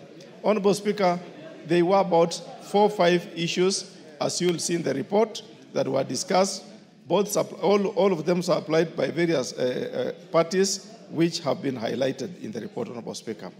Honorable Speaker, specific issues on the case of Kenya Veterinary Board is that, Honorable Speaker, the Kenya Veterinary Board, Honorable Speaker, had challenges in terms of budgetary allocation, and for the specific years, the budgeting of Kenya Veterinary Board, was in a way over budget, under budget, but over expend, such that, Honorable Speaker, you find that in this one particular year, they budgeted for 142 and spent. They budgeted for 134 and spent 142 million. So the question comes, Honorable Speaker, where do they get the balance? The finding of the committee is, Honorable Speaker, whereas they under-declare their A in A, so that what they get, they spend before budgeting is done. Meaning, Honorable Speaker, this organization has some income somewhere which is not surrendered to the National Treasury. Once you declare the budget, they now draw that money on their own. The question is, what is the function of this house? We are supposed to budget. What is the function of National Treasury? Is to collect money and get in the consolidated fund. How come this organization is spending money which has not been budgeted for? Therefore, Honorable Speaker, we found that that's an irregularity, and therefore we recommended that the accounting officer should ensure that at all times the budgets are realistic, achievable, and always adhere to the annual work plans, procurement plans, and revenue collection schedules. Honorable Speaker, if that is done, and in contrary to that, the relevant laws should apply and the officer must be punished. Honorable Speaker, there is also in the Kenya Veterinary Board lack of an effective internal controls. And Honorable Speaker, what happens in every organization is the use, and by law, every organization must have an internal audit unit. And also, Madam Speaker, an organization must have a documented risk management policy. This organization, Honorable Speaker, at the time of audit, did not have a fully fledged working internal audit unit, and neither did it have, Honorable Speaker, a working documented risk management policy. And therefore, in that regard, Honorable Speaker, my committee recommends that the accounting officer, Honorable Speaker, having been found in breach of Regulation 165(1) A(b) of the Public Finance Management National Government Regulations of 2015, the accounting officer should therefore ensure that all times the internal audit unit and an approved internal audit charter detailing the scope, responsibility, and purpose of the internal audit unit are in place in order to promote transparency and accountability. And Honorable Speaker, within 3 months upon adoption of the report, the Board of Kenya Veterinary Board should submit to the National Assembly and OAG the committee membership, the audit committee minutes, and the internal audit reports considered by the audit committee, meaning, Honorable Speaker, we recommended that they must establish an internal audit unit. Honorable Speaker, there was also the issue that we found out on the failure to fully constitute board of directors. Honorable Speaker, this issue is not only, when you look at the cross-cutting issues was there, but now in specific, Kenya Veterinary Board is one of the organizations that fell short of having the necessary board members. And Honorable Speaker, whereas the Kenya Veterinary Board did not have the board members, it went ahead and paid the existing few board members board allowances. Honorable Speaker, that's an illegality, because at the time of expending, they did not have a fully fledged board. How were they meeting this? Who was approving this expenditure? Therefore, Honorable Speaker, we found out that that being the case, we reprimand the appointing authority for the delay in the constituting of constituting or failure to adhere to the provisions of Section 4(1), paragraph F and G of the Veterinary Surgeons and Veterinary Paraprofessionals Act of 2011, which provides that the board shall consist of the following members: 4 surgeons registered and veterinary paraprofessionals appointed by the Cabinet Secretary after being elected by registered veterinary professionals. Therefore, Honorable Speaker, that reprimand goes to the appointing authority, who in this case is the CS, who also oversaw his state agency run without the necessary board members. Honorable Speaker, National Authority for the Campaigns Against Drug, Alcohol, and Drug Abuse had various issues, Honorable Speaker. But the only good thing with this organization, Honorable Speaker, although it had issues, but it had an unqualified opinion whose recommendations cut across the 3 years that we reviewed. It's a fairly clean organization, but only lacked a few issues to do with governance and issues to do with governance and issues to do with a review of the existing board members. But, Honorable Speaker, upon transition, which was slightly within 2 months, the organization, within the 3 years of review, had a clean and qualified report. Honorable Speaker, on the final institution I want to talk about is the Kenya Broadcasting Corporation. KBC, Honorable Speaker, is our mother broadcasting house. It's an organization where, Honorable Speaker, almost all media personalities have gone through. Nearly 90% of the media personalities have appeared through Kenya Broadcasting Corporation, nurturing and molding very good personalities. But unfortunately, Honorable Speaker, when they exist in KBC, they do not appear to be the best. Once they leave, they now turn around and become the best. A situation which, Honorable Speaker, we found out the issues that are happening in KBC, Honorable Speaker. One issue that we found out that cuts across the 10 years of review is the issue, Honorable Speaker, to do with the liabilities in KBC, where, Honorable Speaker, KBC borrowed some money heavily way back in 2011, Honorable Speaker, and in 1989, not 2011, 1989, Honorable Speaker, which was a loan from the Overseas Economic Cooperation Fund in Japan. And Honorable Speaker, this fund, this money was a huge amount, 7,543,422,121. Honorable Speaker, this money, it's always moved. And when you see it has already been cleared by the National Treasury, Honorable Speaker, but unfortunately, National Treasury has not adjusted the books of Kenya Broadcasting Corporation. Instead, it has left the load on KBC. Honorable Speaker, what does it mean?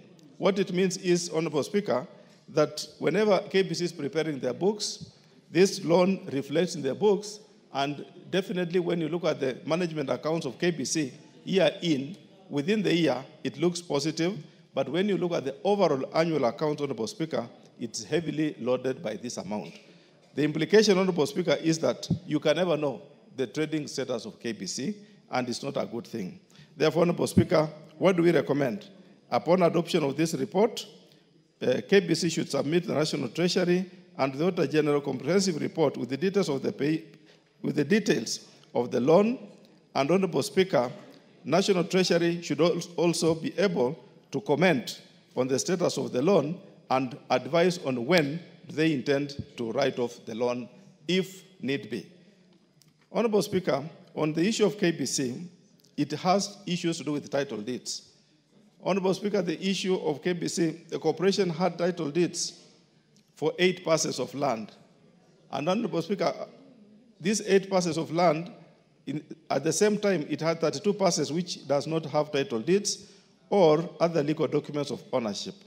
The title deeds, Honorable Speaker, for land roll number 209/5918, this is the broadcasting house, Honorable Speaker, it still exists in the name of the old person. Yourself being a lawyer, Honorable Speaker, you'll agree with me that the title called Chief Secretary, Colony and Protectorate of Kenya is a colonial reference to our titles, which was there before independence, and it's important, Honorable Speaker, that KBC gets its title. As it is now, Honorable Speaker, it doesn't have in the modern way. Therefore, Honorable Speaker, valuing that property is not possible, and when you look, ask the management was not able to value, because, Honorable Speaker, they say this title is obsolete. So whoever is to handle it, I don't know. But now, to them, they contracted a law firm who is yet to also give them a new title. That makes the whole issue messy and unacceptable to the committee, and that's why, Honorable Speaker, we recommended that the accounting officer KBC should submit to the National Treasury and the Auditor General the updated fixed asset register detailing all the assets of the company with the respective details and that need to be disclosed in the asset register. Honorable Speaker, why do we need this? Because when this title has not been valued, it means it's not posted into the accounts because they have no value. And unless they keep the register of fixed assets, it means no one can know how to trace that property and where it is. Honorable Speaker, there is also the issue that interagency trading, where, Honorable Speaker, the ministry could direct KBC to give part of its assets to a sister agency.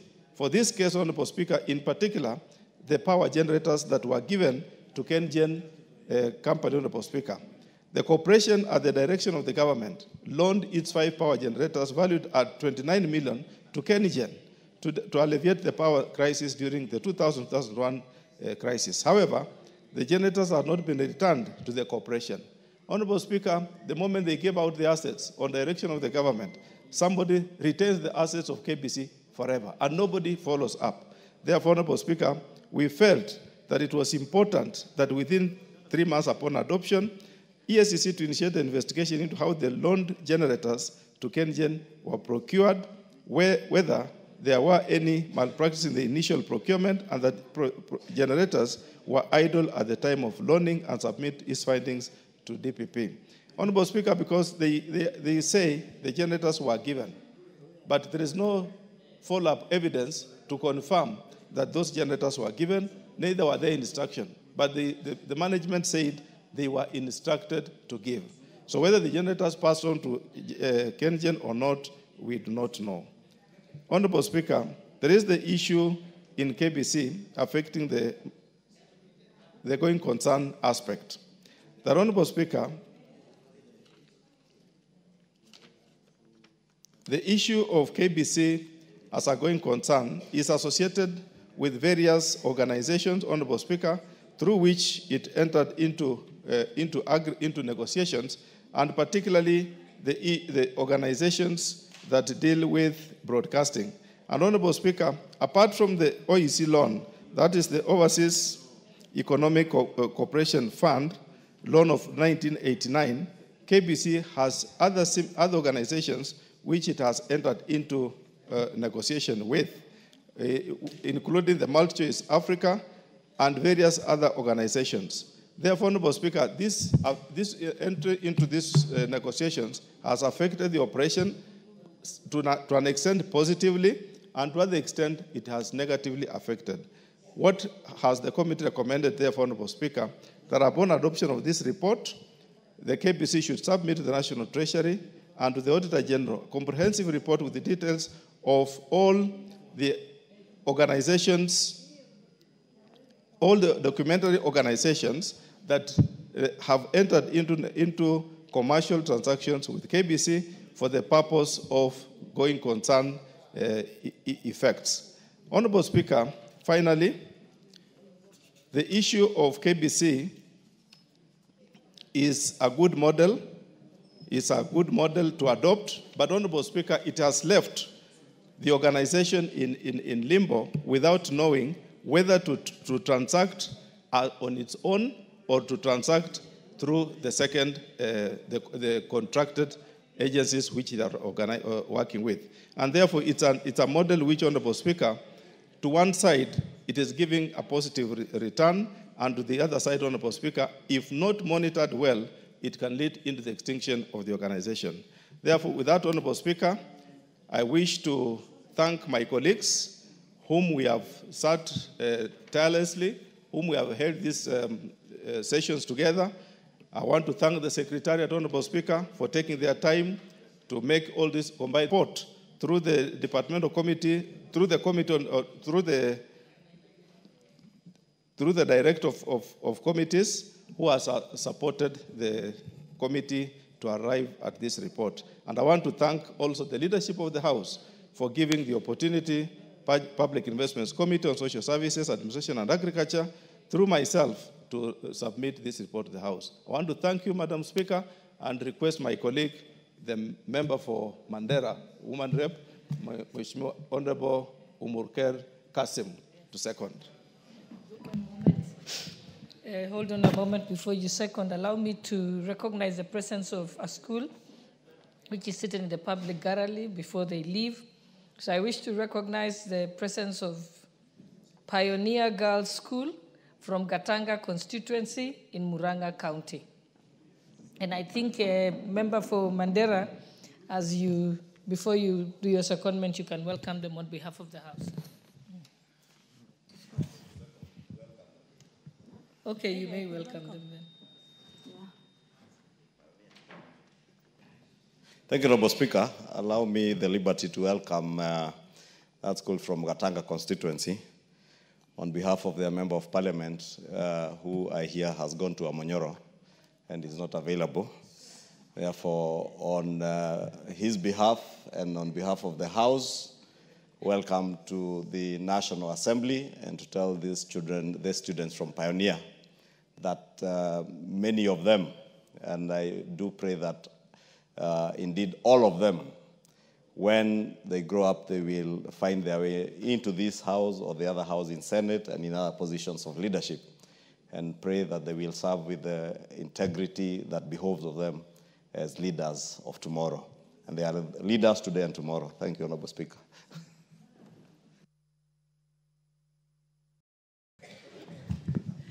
Welcome. You may proceed, Honorable. Thank you, Honorable Speaker.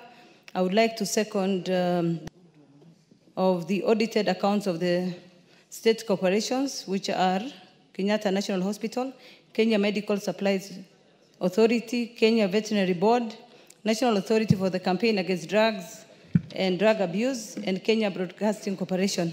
Madam Speaker, I just want to speak about 5 cross-cutting issues that while we were deliberating on the report, that we found out. One is on land. Madam Speaker, we found out that the land these state corporations sit on have no title deeds, and they have active court cases, despite the House in the last terms discussing about it. The tussles are between private developers and others are on encroachment. The other cross-cutting issue is on delay in availing documents to the Auditor General. The entities or state corporations delay in submitting to the AG, contrary to the requirements of PFM Act, which is within 3 months. The other cross-cutting issue is on delay in accountability of interest, contrary to the requirements of PFM Act that requires 7 days, as my chair well put it. Then the fourth cross-cutting issue is on delay in appointment of board directors. This contributes to poor decision-making, poor governance, and lack of policy guidance in the organization. Honorable Speaker, we found out that there's laxity in most of these issues. These were things that they could solve easily, but decided to carry it on from one CEO to the other. Thank you, Honorable Speaker. And I second. Honourable members, allow me to propose the question that the House adopts the third report of the Public Investments Committee on Social Services, Administration and Agriculture on its consideration of the report of the Auditor General on financial statements of the following state corporations laid on the table of this House on Tuesday, 30th July 2024. 1. Kenyatta National Hospital for the financial year 2018-2019 and the financial year 2019-2020. 2. The Kenya Medical Supplies Authority for the financial year 2017-2018 and the financial year 2018-2019. 3. The Kenya Veterinary Board for the financial year 2018-2019 and the financial year 2019-2022 and the financial year 2020-2021. 4. The National Authority for the Campaign Against Alcohol and Drug Abuse for the financial year 2017-2018, financial year 2018-2019, financial year 2019-2020, and financial year 2020-2021. And 5, for the Kenya Broadcasting Corporation for the financial years 2000-2001, 2001-2002, financial year 2002-2003, financial year 2003-2004, financial year 2004-2005, financial year 2005-2006, financial year 2006-2007, financial year 2007-2008, and financial year 2008-2009, financial year 2009 and 2010, financial year 2010 and 2011, financial year 2011 and 2012, and finally financial year 2012 and 2013. Members who want to contribute, yes, Majority Leader, and then those who want to contribute, please press the intervention button. Thank you, Honourable Speaker. First, allow me to congratulate the Chair and members of the Public Investments Committee on Social Services, Administration and Agriculture for their very diligent work.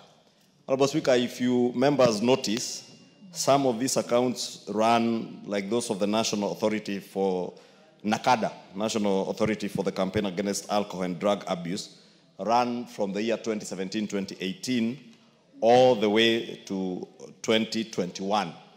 And many of the accounts that you've seen even for KBC running back to the year 2000, 2001, up to the year 2012-2013. Honourable Speaker, I was saying that because it is important that our oversight committees work to ensure that all the public sector accounts are up to date, all the audited accounts, because the Auditor General is very diligent in ensuring that she audits all parastatals and government accounts by the next year, mid next year, or the year following the year she's auditing. By mid-year, she has audited all of them.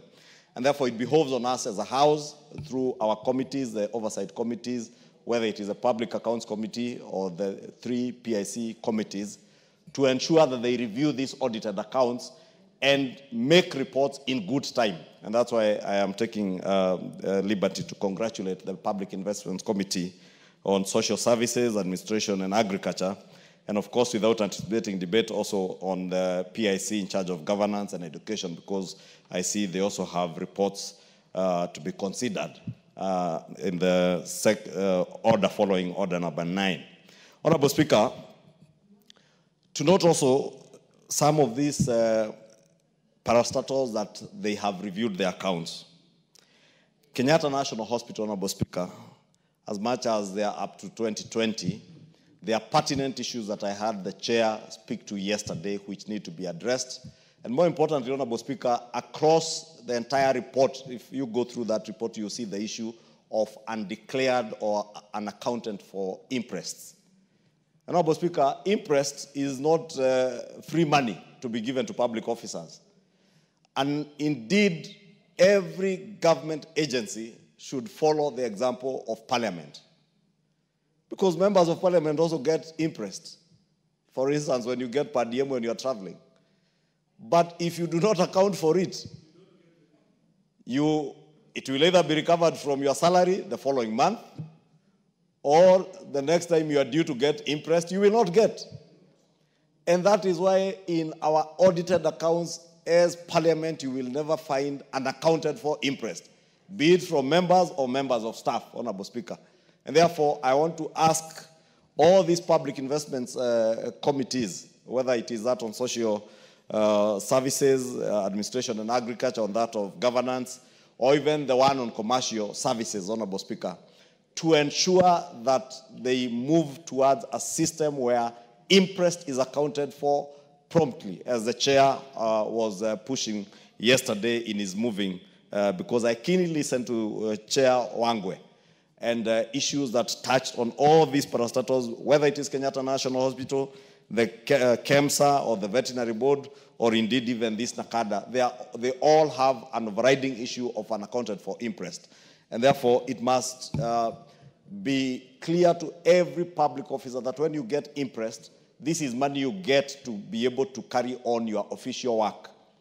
Once you are done, you should be able to account for that money. If you don't account for it, then you should be surcharged. And I want to agree with what the committee has recommended. Because ultimately the person in charge, or where the buck stops, is the office of the accounting officer. And in this case, the principal secretaries in those particular ministries. If they do not enforce the holders of the authority to incur expenditure in the parastatals to ensure that they recover this interest, then they should be surcharged to pay, because it's part of their accountability that they have been charged with as accounting officers. Two, Honorable Speaker, allow me to speak about KEMSA. And Chair Wangwe clearly stipulated that they have covered or reviewed the accounts from the financial year 2017, 2018, and 2018 to 2019, the financial year 2018-2019. But, Honorable Speaker, the year we are waiting for, and this is why I'm saying we must push our accounts, our accounting committees, to review all these accounts on a timely manner and report to the House so that action is taken at the right time. We have been waiting to know who are the COVID billionaires.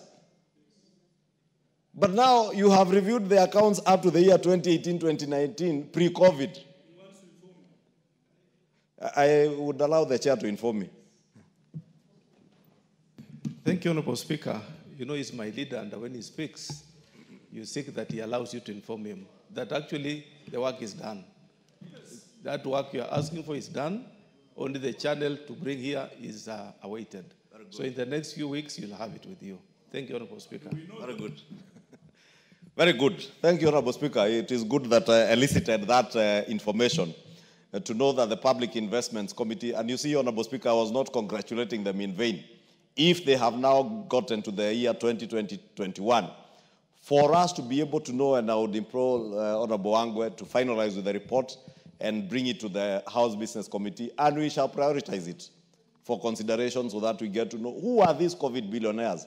People who took advantage of a very unfortunate situation as the COVID-19 pandemic in 2019-2020 to steal from public coffers, Honorable Speaker.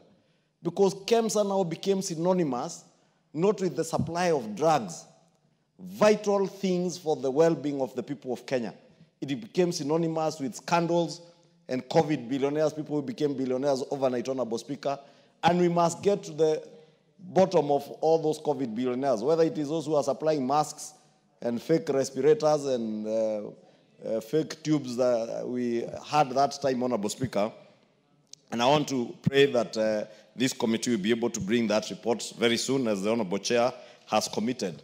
But, Honorable Speaker, I was saying it is good and to push all our public accounts committees, whether it is those in charge of investments, those that are reviewing the accounts of our parastatals, or the Public Accounts Committee itself that reviews government accounts, to ensure that they bring all their reports in a timely manner so that we are able to arrest the cancer of graft in our country on a timely basis, Honorable Speaker.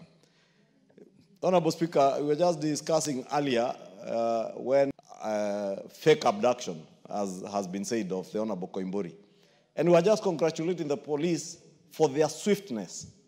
I think the House then should learn from the police on the swiftness of acting at the right time. Because when people steal from public coffers, you allow time, people tend to forget. And you know, Honorable Speaker, Kenyans, we have a very short memory. Or we get excited by new things and forget the old. And that is why the corrupt in this country know that they can get away with anything. Because all you need is to buy time. Kenyans forget. That is why the COVID billionaires have been lavishing in luxury over the last 3-4 years, because they assume that Kenyans have forgotten, Honorable Speaker.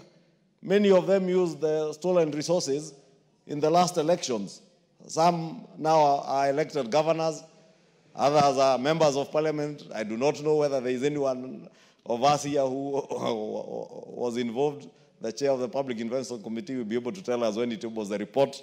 But I was just saying that, Honorable Speaker, to encourage these committees, Honorable Angwa's committee, Honorable Amboka's MP. I know they are diligent, and I must indeed congratulate also the Honorable Amboka, because being a first-time member of parliament who is serving with zeal and diligence as a chair of a committee, I can see he's clearly following my footsteps, because I was a vice chair of the Public Investments Committee in my first term as a member of parliament, Honorable Speaker, and moved on to become a chair of a committee in my second term.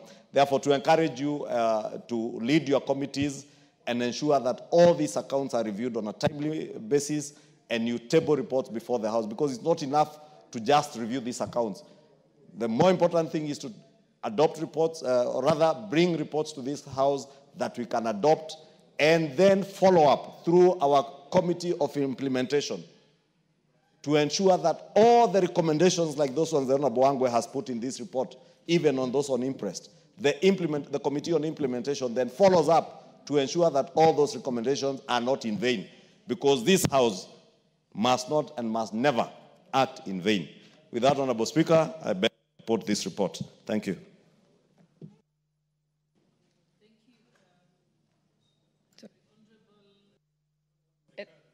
Honorable Member for Turkana North, I'll come to you. I'll write it down. Thank you, Madam Speaker.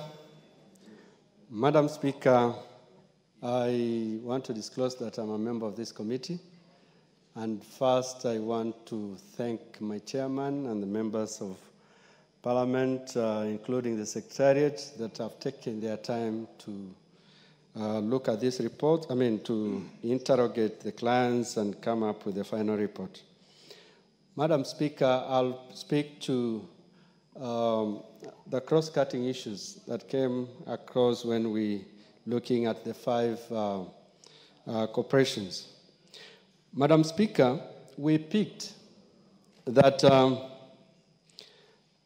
most of these corporations have declining financial performance. And when we realized this by the kind of A&Es that we looked at. And as a committee, we agreed with the auditors that we need to come up, the corporations, the boards. The boards needed to sit down and come up with strategies to see into it that revenues are increased so that these corporations can be able to make payments for their commitments, financial commitments, and also take care of the needs of the corporations. Madam Speaker, we also realized that in most of these corporations, there was delay in the appointments of the board of directors. Madam Speaker, you realize board of directors support management of these corporations. In the absence of these boards, Madam Speaker, you realize there will either be delay in implementation of certain activities, budgets are delayed in approvals, or payments are made and procedurally in the absence of these boards. Madam Speaker, we made a recommendation that we need to look at the State Corporation Act and so that we can reduce time of appointment of these boards. Those involved in the appointment of the board of directors should look into it that these corporations have their boards appointed within time so that it doesn't affect the management of these corporations. Madam Speaker, we also realized that some of the reports of the previous PICs were not implemented. And we've recommended that, Madam Speaker, the Committee on Implementation should be able to fast-track implementation of the reports of the previous PICs so that some of the issues that were brought out by the auditors can be able to be corrected. Because a delay in implementation of those reports also delays a lot of issues that needs to be taken care of. Madam Speaker, we also noted that when the auditors, most of the times when auditors are auditing these corporations, a lot of documents were not availed. And in the process, auditors were not able to confirm areas of irregularities. Madam Speaker, audit is a process. And that being a process, there's a lot of time given to these state corporations to provide evidence of what auditors will require. And so we recommended that accounting officers, whether director generals of these corporations, should be able to provide documents within time. Because in most of the reports, the state financial reports we got, the documents that were delayed during audit time were provided years later. And so auditors were not able to verify and confirm the inquiries that they wanted to pick. Madam Speaker, my colleagues have talked of the delay in accounting of interest. This also was across the board in all the 5 corporations we looked at their financial statements. As stated by colleagues, it is incumbent upon staff and employees of this corporation to follow the laid down regulations that when you pick interest, you should be able to account for it immediately after the 7 days of return. So, and we have recommended that the accounting officers, whether still in those corporations or are out of the corporation, are reprimanded for those delayed interest accountability. Madam Speaker, as I conclude, now the last thing is, which I also picked, Madam Speaker, is most of these corporations have many cases in court. And these cases have taken so long to be concluded. And this has delayed a number of decisions that needed to be taken care of by this corporation. We have recommended that the accounting officers put together the list of court cases that are delayed and have them brought before our committee so that we can be able to inform this House and also engage the Attorney General to have these cases fast-tracked.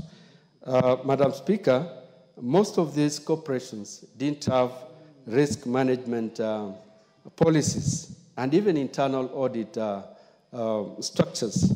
We've also recommended that these structures are put in place so that some of the issues that came out should be able to be minimized within these corporations.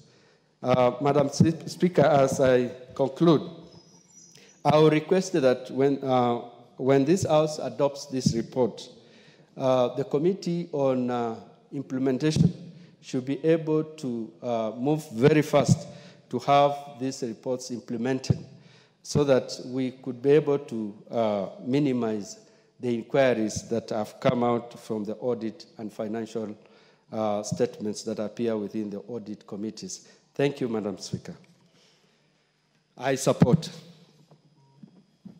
Thank you, and I was requesting maybe if we can each have 5 minutes, because I see there are many people who have an interest in this. So now I'll give it to the member for Central Limeti, Honorable Moses Kirima. Okay, he's not in the House.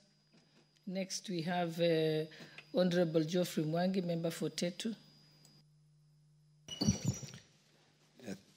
Thank you very much, Madam Speaker, for the opportunity to also rise and support, especially the report from the chairperson of the Public Investments Committee on Social Services, Administration and Agriculture. Madam Speaker, I was a member of this committee until I was surprisingly de-whipped after I refused to support some impeachment motion that came to this House. But that's not the reason I've stood, Madam Speaker. I have stood to support because I was part of this process. And Madam Speaker, one of the things that we encountered when we were doing a lot of these audits, or one of the things that we noted, was mainly the refusal, the delay, or even the manipulation of the necessary audit documents by some of these state corporations. Madam Speaker, I would like to... Point of order here. Yeah, I've just realized that our digital system, the televisions are not working very well. So I'm worried, is the Hansard on? Is it just affecting the screens, or it's affecting, including the voice? And as you know, it's mandatory. The Hansard has to run. So if we got confirmation from the people concerned, yes, does it only affect the member of Tetu because of his past participation, and particularly, Honorable Speaker, for the motion he mentioned? Could we get clarification? Yes, I can clarify that even when the substantive speaker was on the chair earlier, we already had some problems, and he informed me, but they had already notified the ICT team. So the ICT team are trying to work on it. But I think what happens is, as long as the voice, the sound is there, we'll be able to have the Hansard. I think it's the screens that are having a challenge because the mics are working. Yes, so we may proceed. Yeah. No, we had a problem. Madam Speaker, unfortunately now, Kenyans will not see me talk, but and especially Tetu people who love me dearly. But that as it may, allow me to proceed and thank you, Honorable Mboka, for the timely intervention, and especially trying to confirm if this is sabotage. Actually, I'm informed that it's the display of the screens in the House, but it doesn't mean the feed is not reaching our servers. So you can still retrieve it from the Hansard section. Thank you, Madam Speaker. That is comforting. Madam Speaker, to go to the substantive issues I would like to raise.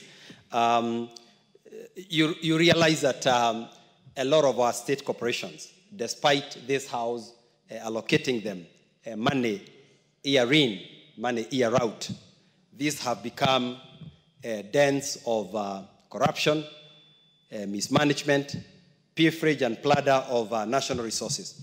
Madam Speaker, my 2 or so years in this committee, I was shocked just to learn the level of rot in some of our state organizations, and the level at which they go to somehow conceal some of these very, very glaring issues.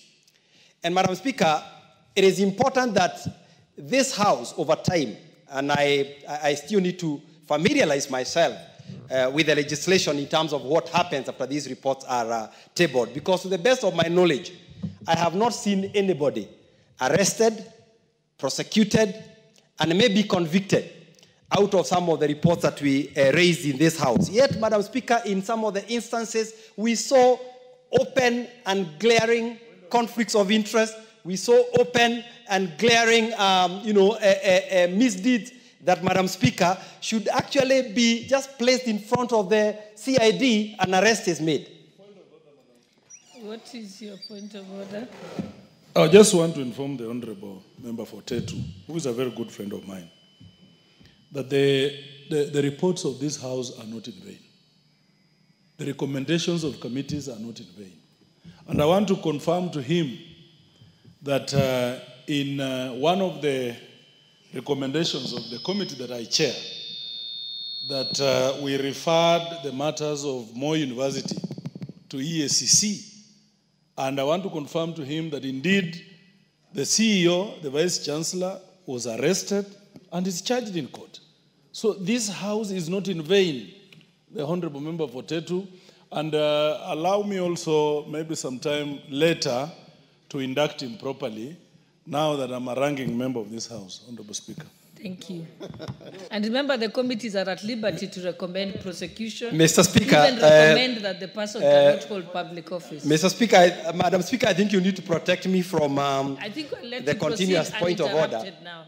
And I know my friend Dr. Udo would like to further make input. But Madam Speaker, it's good that Honorable Boka is giving me words of comfort. But Madam Speaker, of course, we would like to see more. We would want these reports to constitute the basis of serious points of prosecution. Just like the majority leader here has said, that up to today, some of the COVID billionaires are walking scot-free, and some of them were covered in some of these audits. But there is one specific one I would like to raise, Madam Speaker, about the Kenya Broadcasting Corporation. When we did the audits for all these years that are listed here, nearly 13 years, because the audit was that much behind. Madam Speaker, we saw some very interesting dealings between the Kenya Broadcasting Corporation and an organization called GoTV Africa, and another one called MultiChoice. And Madam Speaker, what was surprising, and I remember the chairman of the, recently when there was a vetting of principal secretaries, I remember the chairman, raising some of these issues, that one of the people who we fingered out for conflict of interest is now the principal secretary in charge of the same information and broadcasting division. And Madam Speaker, it shows that some of these reports may not necessarily see the proper light of day, because the people we are hoping to implement some of these things are the same people who are mentioned in some of these reports. And Madam Speaker, some of us try to raise and say that even if this man had to become a PS, and we had no issue with him becoming a PS, he could have become a PS for gender, for agriculture, or a committee that is a little bit far away from matters KBC. So Madam Speaker, I rise to support, and I like the comfort my chairman here is giving me, that indeed we will see prosecutions. And I think those are some of the prosecutions we should start with. The people who stole money from KBC, the people who manipulated the shareholding of KBC, in a GoTV and MultiChoice, the people who plundered KEMSA, and they are still walking scot-free. Madam Speaker, these are the things that we want to see happening, because this House has to regain its place as a custodian and as a watchman of the people's resources. Thank you, Madam Speaker. I support. Thank you. The Honorable Member for Mombasa, Honorable Sanzam Chimba. Asante sana Mheshimiwa Spika, na mimi niweze kuchangia ripoti hii ambayo imetolewa na kamati inayohusika na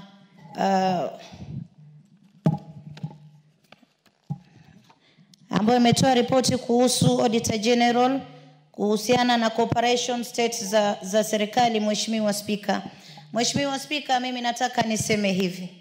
Ni dhahiri shairi ukiangalia ripoti hii kuwa mambo mengi ama pesa nyingi za taifa zinapotea kwa sababu ya kuzembea kwa wale ambao wanahusika katika hizi states tofauti. Mheshimiwa Spika, naangalia hata ukiangalia mashamba, kwa mfano KBC, KEMSA na wengine wengi, mashamba ambayo wanafaa kujenga ama kuendeleza miradi tofauti ya serikali hayana hata title deed. Mheshimiwa Spika, na nikitoa ushahidi dhahiri ni kuwa hata Mombasa kuna wakati tulitembea katika idara ya maji, tukapata kuwa wanashamba wanasema shule pengine ile ya Nyali primary imechukua shamba yao, lakini wakiulizwa title deed, Mheshimiwa Spika, hawana, na wale wenye shule wana title deed. Sasa unajiuliza, serikali ndio ilienda kwa watu na haina title deed, ama watu walipataje title deed wakati serikali haina? Mheshimiwa Spika, Mheshimiwa Spika, mimi ningeomba hivi, KEMSA wote pia wako katika hiyo category, wana mashamba wanasema ni yao lakini title deed hakuna. Kenyatta Hospital wana mashamba wanasema ni yao ambao ni ya serikali lakini title deed hakuna. Ikiwa tunaweza kuchukua hizi title deeds zote, ikawa wizara ya fedha ndio inaweza kushughulikia hizi title deeds ili wapate title deeds ambazo ni za serikali katika wizara moja, itakuwa imesaidia serikali. Mheshimiwa Spika, na hata hii ndio inasababisha, Mheshimiwa Spika, kama ukanda wa Pwani sisi tuna matatizo sana ya mashamba. Watu wamekaa miaka zaidi ya 100, lakini unapata unakuja wanavunjiwa nyumba zao, wanaambiwa shamba hili ni la wizara fulani, shamba hili ni la sehemu fulani, wakati ambapo wao wenyewe wamekaa miaka yote wako pale. Na ndio maana niweze kumpongeza rais kwa kuweza kutuwekea 1.5 billion ya kuweza kufidia mashamba ya wale ambao hawana title deed na wamekaa miaka mingi pale waweze kupata zile title deed. Hii itatoa ile sintofahamu ambayo imekuwako baina ya wananchi pengine na serikali, ama hata na wale wezi wa mashamba ambaye anakuja hapa Ardhi House, anaangalia sehemu fulani haina title deed, anaongaongana humo ndani, anachukua hiyo hati miliki, anakuja kuvunjia watu. Mheshimiwa Spika, Mheshimiwa Spika, naangalia ripoti hii, pesa nyingi sana zinafujwa na hata accountant anakuwa mzito wa kutoa zile records kwa sababu anajua kuna kitu fulani kimefanyika. Mheshimiwa Spika, itakuwa kila wakati pengine Wakenya wanamlaumu rais, wanalaumu viongozi wa juu, kumbe huku ndani chini kuna watu ambao wanafanya makatafunwa yao. Mheshimiwa Spika, kwa mfano mdogo tunaangalia bado NHIF iko inadaiwa na Kenyatta Hospital. Unashindwa hii hata iliweza kusongezwa ikaingia kwenye SHA. Mheshimiwa Spika, juzi rais ametuelezea wazi kitu kama idara kama NSSF miaka ya nyuma ilikuwa katika miaka 50 wamekusanya only 300 and something billion, lakini alipokuja akaweka mikakati mzuri ikawa Wakenya wanalipa 600 katika NSSF. Mara hii Kenya wamekusanya maradufu, na akatuambia kuwa hizi hazina ambazo tunajiwekea sisi wenyewe zitakuja kusaidia, badala ya kwenda kukopa China pesa, kukopa nchi zingine pesa, tuanze kuweka vitu vyetu bandari sijui nini, itakuwa tunajikopa sisi wenyewe na tunajilipa. Mheshimiwa Spika, ambayo mimi naweza kumpongeza rais kwa juhudi zake, lakini wale wanaohusika kule chini mimi nawaomba wawache wizi ili wasiweze kuharibia taifa hili jina. Mwisho, Mheshimiwa Spika, kwa niaba ya Wakenya naomba Mheshimiwa Rais Samia Suluhu msamaha, watoto wetu wamekosea, nyinyi ni majirani zetu, tunaomba msamaha na tutakaa tukikaa kwa wema na kupendana kama taifa. Asante sana Mheshimiwa Spika.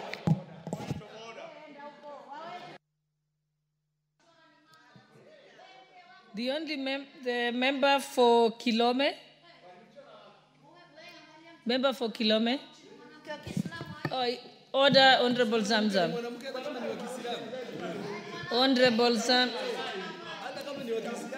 Thank you, Madam Speaker. Proceed, member for Kalome. Order, please. Thank you, Madam Speaker. For Kilome, sorry. Thank you, Madam Speaker. I raised to support this report. Order, Honorable Zamzam. No, Honorable Zamzam, you can say that formally. I seek protection, Madam Speaker. Madam Speaker, I rise to support this report. Honorable Speaker, having been in PIC, Education and Governance, we have really interrogated these reports, and I can assure you that these committees are doing a marvelous job when it comes to safeguarding public resources.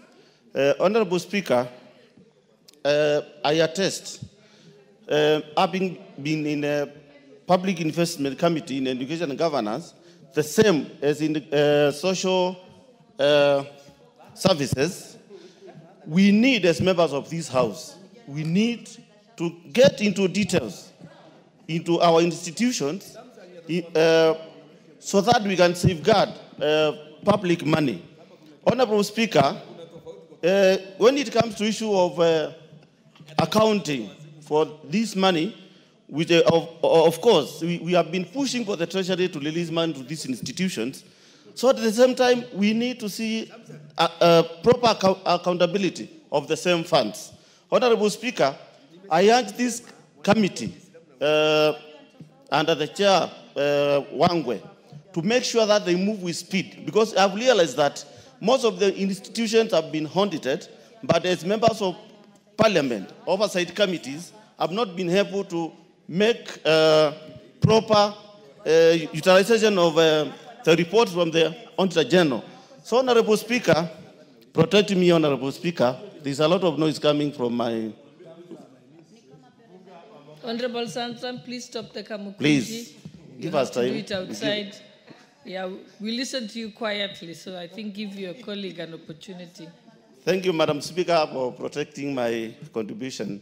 Honorable Speaker, as I stand here, we have so much money going to waste, and it is only this House, after you get the report from the Auditor General, who can pursue, interrogate, scrutinize every coin to see proper use of public funds.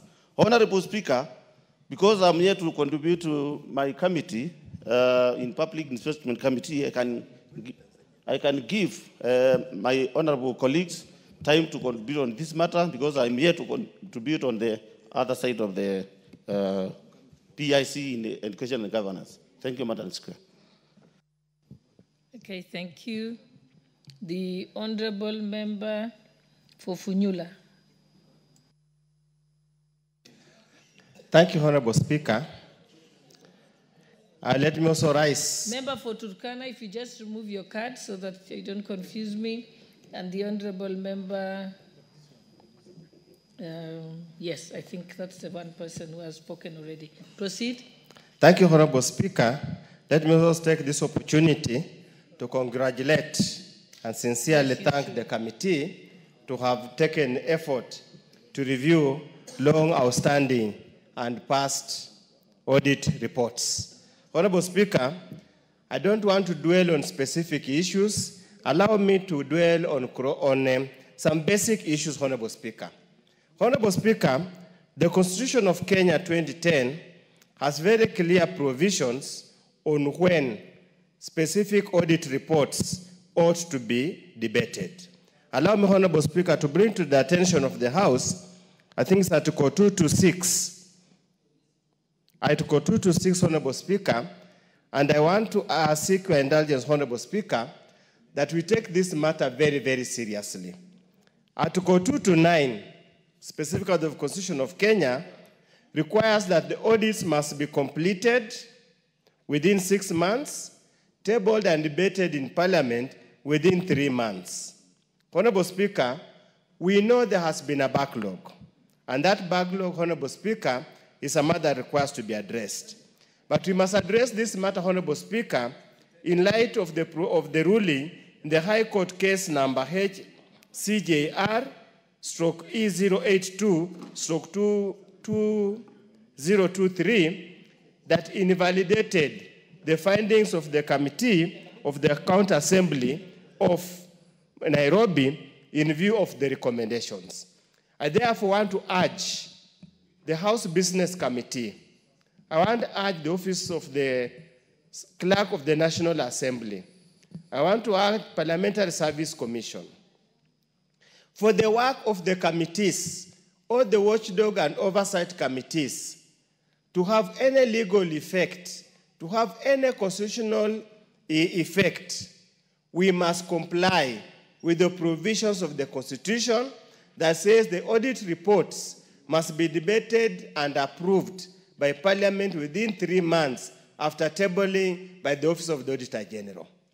The Office of the Auditor General, in the old Audit Act, even in the Constitution, is required to review and table the report 6 months after the end of the financial year. The financial year ends on 30th June of any given any year.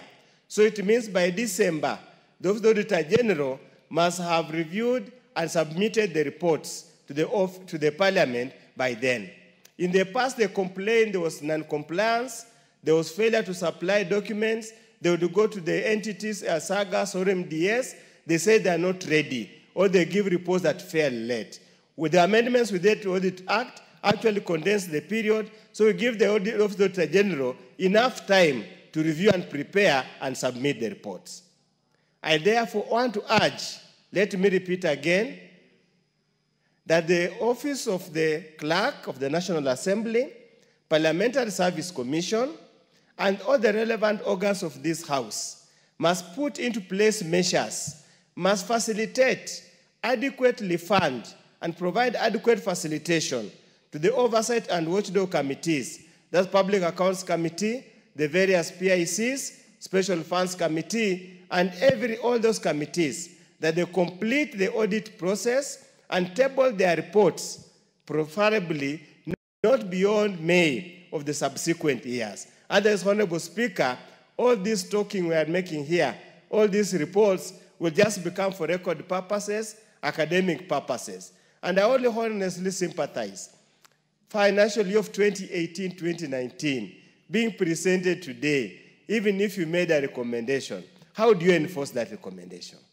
Because whoever was in charge is either dead, has retired, is suffering in the villages, all his sugarcane has been now been released without his authority, he cannot be of no value to this country. With those few remarks, Honorable Speaker, I support.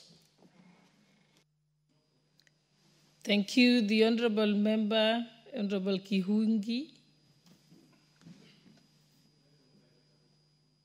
Give him the mic. He had requested he didn't have a mic.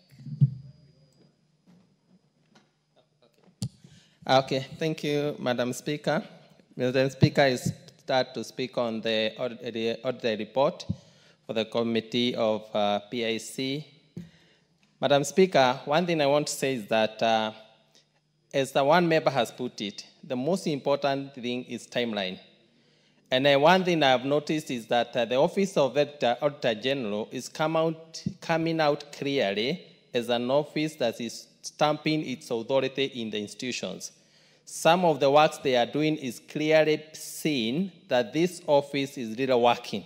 But as a parliament, we are its backbone, because whenever these reports they do, first of all, they take too long before they are discussed by the committee. Secondly, there is no action. I remember there was this one report by the committee, which arrested one of our members for, I think, 70-something years. It made it very serious in respect to the National Assembly to know how it can execute on issues to fight against corruption. Madam Speaker, we wish to support the report, but we wish to call upon the committees to understand that the Office of Auditor General, even whenever they realize that the Parliament is not acting on their report, well, even if they become serious, even if they become aggressive, even if they become, they start against corruption, but realize whenever that report comes to Parliament, there will be no action. We will demoralize the institution, and the country is the one that will suffer. Therefore, Madam Speaker, I wish to support the report, and I call upon the oversight committees also to take their position clearly. Let be seen working. Because whenever reports come here, they are clean, but the news that are going around the papers from the Auditor General, they are glaring corruption going on, it will be seen somehow Parliament is compromised. But one big issue is timeline. Because you find a committee is auditing maybe reports of 2017. Therefore, that report has no essence. Because what we should do is to make sure we work with backlog and make sure we are dealing with the day-to-day issue. And that's where the impact of Parliament will be felt. Thank you, Madam Speaker. Thank you. The Honourable Member for Boyben, Honourable Phyllis Barto.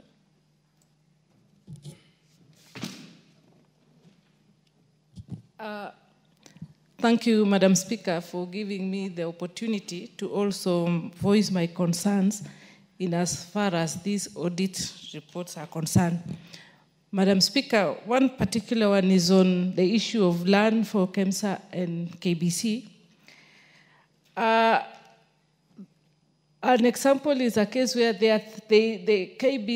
KEMSA doesn't have titles for 32 parcels of land, and likewise to KBC, where even one of the pieces of land is still in the name of the colonial government, for that matter.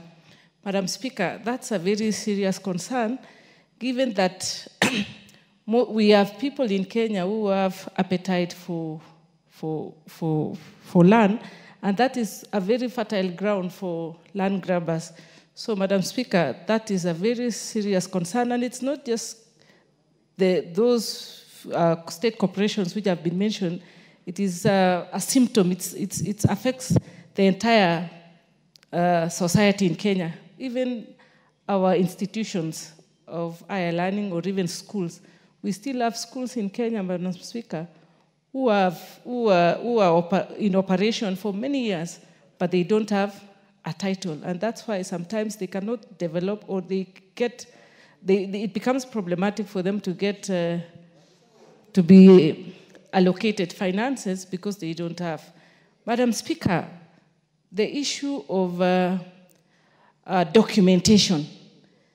It is very embarrassing that we have state officers, we have civil servants in Kenya drawing from the national cake, and they are sitting pretty in offices, and they are not able to submit documents for auditing. Madam Speaker, that is very shameful, and it's interesting that they are still serving in those offices. What are they doing? They are earning taxpayers' money, and they are not able to perform their duties. Madam Speaker, that is very shameful.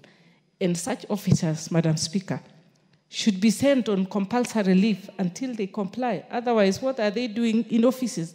And that is why we find ourselves in situations where institutions collapse. A case in point is Moi University. Moi University is a big institution which has churned so many graduates, so many prominent men and women in Kenya. But the other day, it is going to the drain. It has to retrench 800 employees who have served that institution for many years diligently. And now they have been told to just pack and leave, to go where without payment, without anything. It is because of such situations that institutions don't do proper accounts, so that governments are not informed. I mean, the government is not informed of the real situation, the real position, so that one time when it just closes doors, we sit back and ask ourselves, what exactly happened? It is because of people who sit in these offices and they refuse to do to follow due process or refuse to do due diligence in their various responsibilities. The report also indicates that most of these institutions have weak governance. So does it mean that we are having people who are serving in these offices who are incompetent? How do they find themselves there? And yet, we have Kenyans who are very qualified. We have Kenyans who have been trained, and they are very competent. Why can't they step down and allow those people who are able, those people who are competent, to run those corporations? Madam Speaker, it is very embarrassing. And when I looked at the their audit reports, some are dated. I mean, why should it be? I mean, if this is what is happening, I mean, if this happened some time back, I'm even worried that this is 2025. Exactly what is going on at this point? Things must be going AY. Madam Speaker, I think we have to get serious, and we have to task the people we put in we give. You can give her a minute to just finish her sentence. Sorry. We have to get serious in the people we give them responsibilities to run our institutions and get the right people and task them. Otherwise, we will be going back and forth forever, and that is what brings development down. Thank you, Madam Speaker. Thank you. The Honourable Member for Githunguri, Honourable Wamushomba. Thank you, Madam Speaker. I rise to support this report from the committee that oversights these organizations listed here: the Kenya National Hospital, the Kenya Medical Supplies Authority, the Kenya Veterinary Board, and the National Authority of the Campaign Against Alcohol and Drug Abuse. Madam Speaker, it's very disappointing that today, being May 2025, we are discussing reports of 2017, 2018, 2019, 2020, and 2021. It's very unfortunate because if there is anybody who wanted to go away or run away with an offense that may have been picked from this report, there's nothing much that can be done to salvage public money. So issues that have been raised here by the member for Funyula, matters timelines, matters deadlines. I think these are critical issues if really we want to be the house that oversights these institutions. Madam Speaker, as we talk about 2017, 2018, on matters finances, I am more concerned about impact of this institution on the Kenyan voters. Madam Speaker, I come from Kiambu County, and I'm sure you know, even in your county, Madam Speaker, Uasin Gishu, we have a very serious problem on alcoholism. We have a very serious problem of drug abuse, a serious problem of suicide, dropouts, teenage pregnancies, crime, all emanating from issues of drug addiction. Madam Speaker, if we are seated here today discussing reports of 2018, 2019, yet we are struggling with a serious drug abuse of the current year, when will the issue of this current year be discussed in this house? If this is the trend, it means the issues of this current year will be discussed in 2030. And this is very serious. Why are we elected? We are elected to deal with matters of the day, rescue the generation of the day, provide interventions and solutions for the matters of the day. So if we cannot be discussing why our young people are indulging in drugs now, reports that I would be excited to discuss in this house with a lot of energy and vigor are the reports of how Nakada is sorting out the drug menace in Kiandutu slums of Thika in Kiambu County. How Nakada is sorting out the issues of proliferation of cannabis. Madam Speaker, right now, if you look at the reports that we are consuming from the Kenyatta National Hospital and Ministry of Health, it is shocking that in every 11 young boys and girls in Kenya, between 15 and 24 years, 1 in every 11 of them are consuming drugs. Not just drugs. They are consuming cannabis. They are committing suicide. They are dropping out of school. So when we come here and discuss finances of 2018, 2019, yet the boys and girls are dropping out of school and committing suicide, what are we doing in this house? So, Madam Speaker, I am very concerned that this is the trend, and it is us in this house that must change this trend. Let us be discussing matters that concerns our people's livelihood in the current parliament. Why are we carrying forward businesses that were supposed to be conducted in this house back in 2017? Madam Speaker, I served in this parliament in 2017 2018. The same story I'm speaking today of my young sons and daughters indulging in drugs are still happening in my county. What is NACADA doing? Are we perennially going to be funding them and we are still crying and whining over the same problems that we've been going through? So, Madam Speaker, in as much as I rise to support this report, I want to throw a challenge into this House. We must be the face and the voice of doing good, not only for ourselves, but for the people we represent. So as we speak right now, I'll be very, very much interested to throw a challenge to NACADA to tell us, now that 100 of our 632 young men in this country are confirmed to be addicts of cannabis, what are they doing? Are we going to continue like this forever? Madam Speaker, I submit. Thank you. We'll now close. We'll finish with the Honorable Member for Kigumo or the Honorable Member for, I think, also Marsabit. Just those two, then we can close. So Thank you very much. Make sure the chairman is here. Thank you very much, Madam Speaker. I start to raise and support this report by PIC. And I think the issue of timelines cannot be overemphasized. I've heard my colleague talk about NACADA, whose reports we are discussing from 2017 and 2018. And we have also reports from Kenya Broadcasting Corporation from the year 2000, 2001. And it is shocking that we can be debating reports that are 26 years old. I am sure there are people who were born and they are in this parliament and they are younger than the reports that we are discussing. So we cannot continue on the same path. And I think it's prudent on us to start debating current matters so that if there are issues that are arising, we are able to tackle them.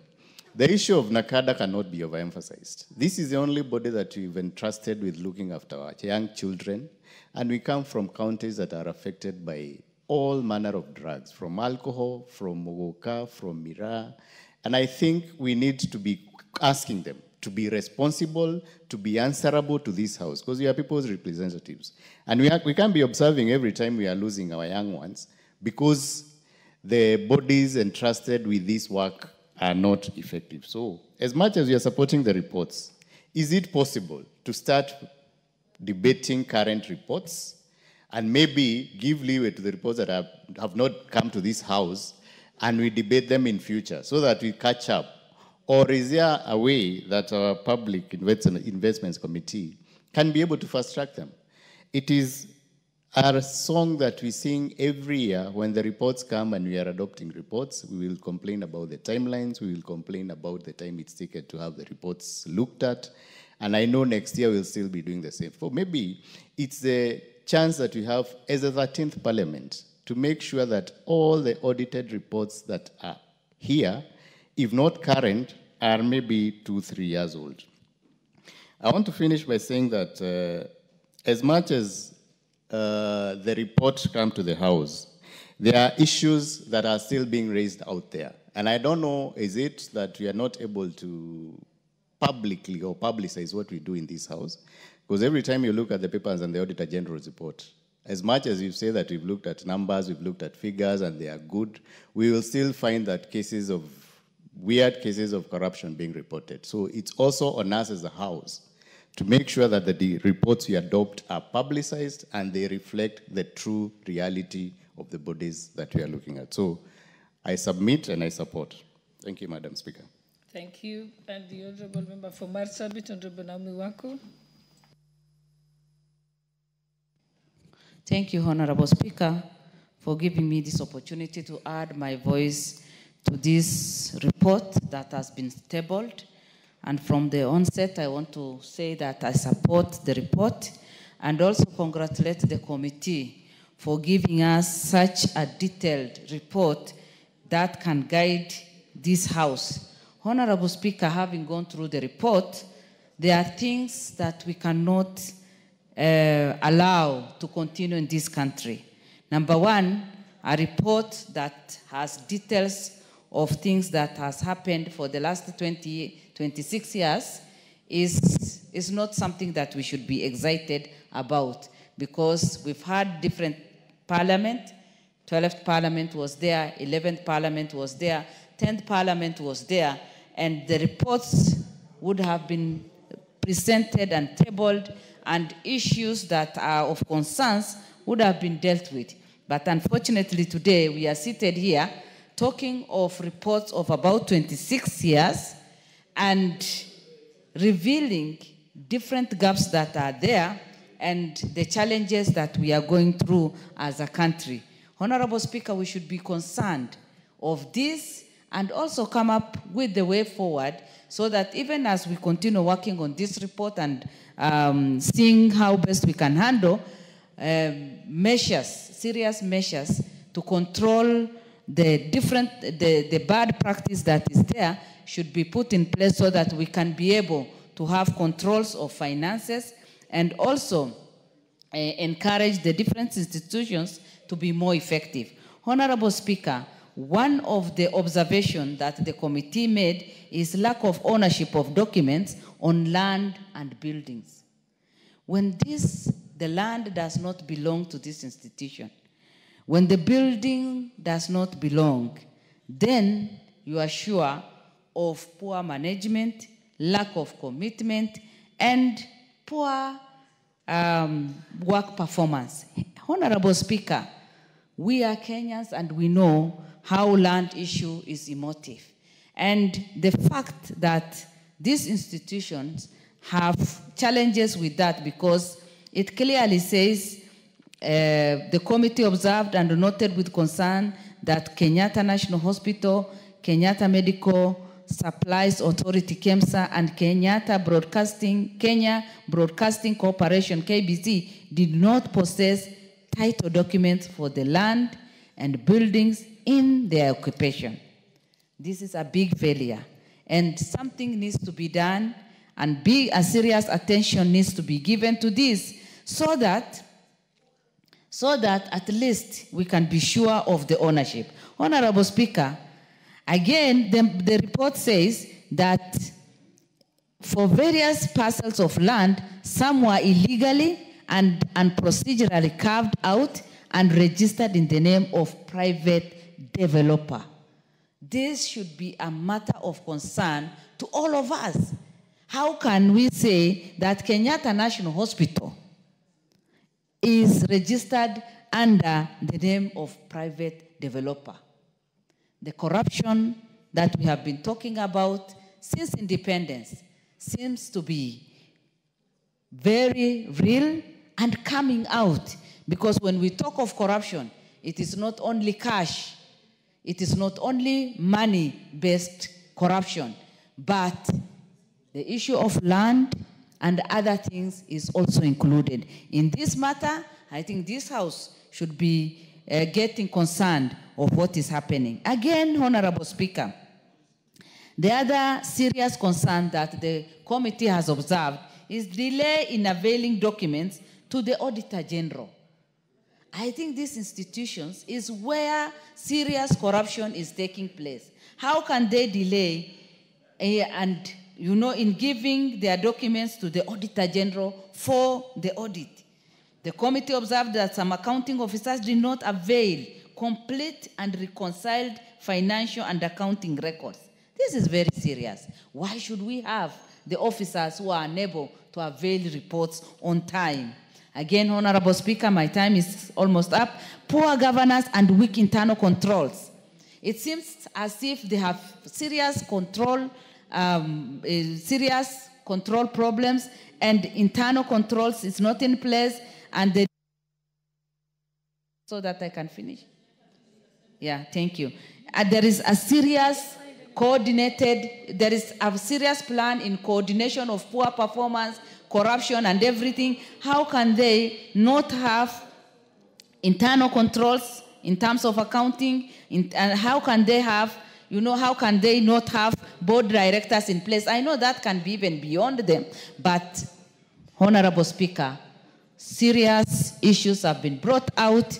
Our young people are suffering. We cannot continue this way. And I say that I support the report, but we must take serious action so that we can salvage the situation. Thank you, Honorable Speaker.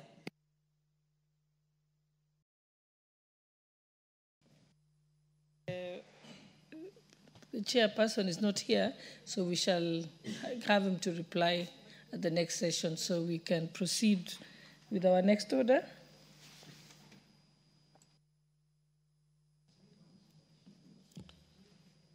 Order number 10, motion, report on consideration of the audited accounts of state corporations for Central Region.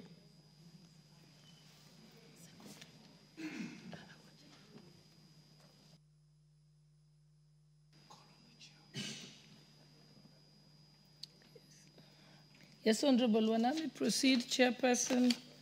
No, why they are sabotaging me. Oh, you don't have a Chairperson Public Investment. Thank you, Committee on Honorable Governance Speaker. and Education. Thank you, Honorable Speaker.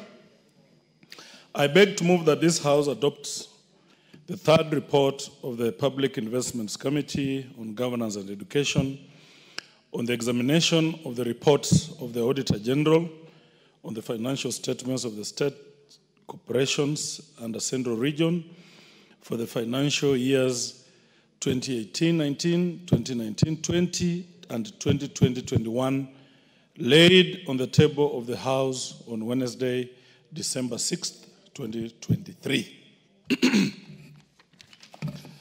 Honorable Speaker, in this report, the committee handled the following agencies: Nyandarua National Polytechnic, Gitanga Technical and Vocational College, Madenge Technical Training Institute, Tetu Technical and Vocational College, Madhioya Technical and Vocational College, Mukrueini Technical Training Institute, Kieni Technical and Vocational College, Runyenjes Technical and Vocational College, Kamukunji Technical and Vocational College, PC Kinyanjui Technical and Training Institute, Thika Technical Training Institute, Ngong Technical and Vocational College, Multimedia University, Kiambu Institute of Science and Technology, Gatundu South Technical and Vocational College, Kipipiri Technical and Vocational College, Michuki Technical Training Institute,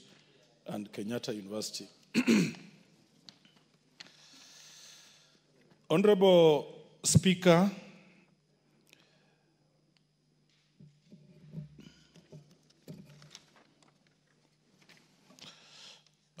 just trying to go to the relevant information only, Honorable Speaker. The committee proposes policy recommendations aimed at addressing financial and audit challenges, and at the same time recommends specific actions against officers who may have acted contrary to the law. It further recommends additional investigation of certain matters by the relevant investigative agencies, such as the EACC, the DCI, directed by the forensic audits by the Office of the Auditor General. Honorable Speaker, these observations and recommendations, if considered and implemented, will enhance accountability, effectiveness, transparency, efficiency, prudent management, commercial viability and value for money in state corporations, and the public investments made in governance and education.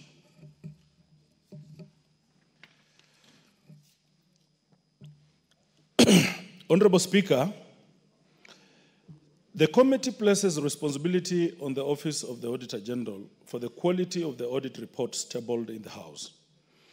It has come to the committee's attention that pertinent matters that should have been highlighted in the reports were not raised by the Auditor General. During site visits, the committee has frequently encountered concerns related to construction projects and their implementation and management. Kenyatta University, for instance, had 4 stalled projects at the foundation level worth 616 million for 27,834. The committee could not, however, not ascertain whether the institution obtained value for money for the funds so far spent. The committee noted that the above issues had not been raised in the Auditor General's report. As a result, the committee requested for a special audit to be conducted by the Auditor General on this matter. The committee also noted that various officers had been serving in an acting capacity beyond the stipulated timelines.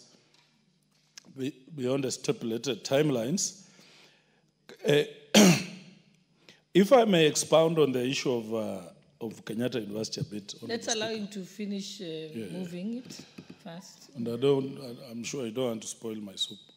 Honorable Speaker, if I were to talk about the issue of Kenyatta University, you realize that they have spent a whopping 600 million. And you can hardly see anything beyond the foundation level. And in fact, when we went, we were asking, where is the project? The Vice Chancellor was just saying, here. And you cannot see anything. And they have spent 600 million. Yeah, and you know, it becomes sad that the Auditor General did not capture this. So when we engage the Office of the Auditor General, Honorable Speaker, the Auditor General is not sufficiently funded. We want to implore on this House, especially now during the budget-making process, that may we sufficiently fund the office of these oversight offices, you know, the Auditor General, the budget, what is her name? Madam, what's her name? The Controller of Budget. They're doing a very good job, Honorable Speaker. And they will not function, we will not get proper value for money if they are not properly resourced. And having dealt with them, I can also confirm that they are indeed made of steel and they are doing their work to oversight government. On governance and administration structures, the committee observes a peculiar governance and management situation at the Kiambu Institute of Science and Technology, KIST. It was observed that KIST operates under the management of two distinct boards, namely the Board of Trustees and the Board of Governors. The TVETS Act of 2013 vests the responsibility for managing all TVETS institutions in Board of Governors. Of particular concern is the situation regarding the Institute's land ownership. The Board of Trustees held 200 acres of land in trust for the institution. However, following the enactment of TVET Act 2013, it is required that all the property of the institute be transferred in the name of KIST and be managed by the Board of Governors. The Board of Trustees has, however, relinquished only 70 acres of land to the Board of Governors, remaining with 130 acres. The committee further notes with concern that the registered Board of Trustees obtained a loan totaling to 158 million for its sole use. The loan was secured by a fixed and floating debenture on all the assets of KISS. This is a very sad scenario, Honorable Speaker, that we have an institution that was started by well-wishers, old men and women of goodwill from Kiambu County. They came together through donations, through Harambes, the Njenga Karumes, the Kenyattas. They decided that this area of ours needs an institution of learning. Then they vested the mandate to run this institution in a Board of Trustees. Then, now we have a new set of Board of Trustees who have taken over the institution against the law with the enactment of 2013 TVETS Act, Honorable Speaker. These trustees have refused to surrender the land property belonging to KIST to the Board of Governors. Shockingly, they even trade on these properties. They have gone to the banks, cooperative bank to be specific, and borrowed a lot of money, Honorable Speaker, on the name of the properties of KIST. And they think they own this country. When we went there with the committee, Honorable Speaker, the first thing we were advised that beef up your security because you will not land. Many committees have tried and they have not landed. Honorable Speaker, we threw, actually they're just criminals participating in criminal enterprise. We threw them out. I hear they found their way back. I want to implore on this House to be firm, specifically on the issue of Kiambu Institute, KIST. That these people who purport to be trustees, and are not the original trustees of this land and of this property, that they must be shown the door yesterday. Upon adoption of this report, we will be making a specific advisory to Ministry of Education and Ministry of Interior that these crooks must be dealt. They must be behind the bars. Honorable Speaker, these are the people who need to be in jail, not the other people that we are discussing in this House. The committee recommends that the Board of Trustees be declared persona non grata. They should henceforth cease to interfere in the matters of the Institute. The committee further recommends that the Board of Governors take the necessary steps to ensure that the property of the Institute is vested in the name of Kiambu Institute of Science and Technology, as provided for in the TVET's Act 2013. Further, the governance structure of the Institute be restructured in accordance with the provision outlined in the TVET Act of 2013 so as to have the government interest represented by the Board of Governors, Cabinet Secretaries for the National Treasury, and Ministry of Education. Understaffing in the TVET institutions. The committee observed that the technical and vocational colleges are facing an acute shortage of both teaching and non-teaching staff. The ideal trainer-to-trainee ratio as recommended by the World Bank is 1:25, while the Ministry of Education recommends a ratio of 1:30. Unfortunately, in certain instances, the ratio in some courses has reached as high as 1:130. Then that beckons the question of what kind of students that are coming out of these institutions, Honorable Speaker. This House must be firm. We must resource the Ministry of Education, and we must be firm to Treasury. Then they used to operate under the funding model called DUC, and hardly did they even ever reach 50% of their bargain of what they were to send to these institutions. This House must be firm. This situation significantly impacts the quality of education and training offered to students. The committee also noted an inequitable allocation of resources in TVETs, with some regions having well-equipped institutions while others have dire situations with limited to deteriorating facilities. Honorable Speaker, we want this House to be firm on the rules of equity and natural justice, that every region must share to the national cake. It is sad, Honorable Speaker, that some areas, some regions in this country have as many TVET institutions and these institutions of higher learning more than some other regions. When you go to an area like Turkana, for instance, there is a Turkana University. You cannot compare. It doesn't look like a university. It's a university on paper. So we are asking this House to prioritize when it comes to allocation of resources to this institution, that let us be fair. Let us observe equity. Let every region feel part and parcel of this country, and so that the students that come out of these institutions must be properly prepared for the job market. The committee recommends suspending the establishment of new technical and vocational educational and training TVET institutions until existing ones are upgraded to meet the requisite standards. This will ensure that the quality of education and training is enhanced, contributing to workforce and improvement of national competitiveness, prioritizing resource consolidation and educational optimization. The committee recommends targeting neglected regions, and prioritizing the TVET sector in resource allocation to address underfunding and improve infrastructure.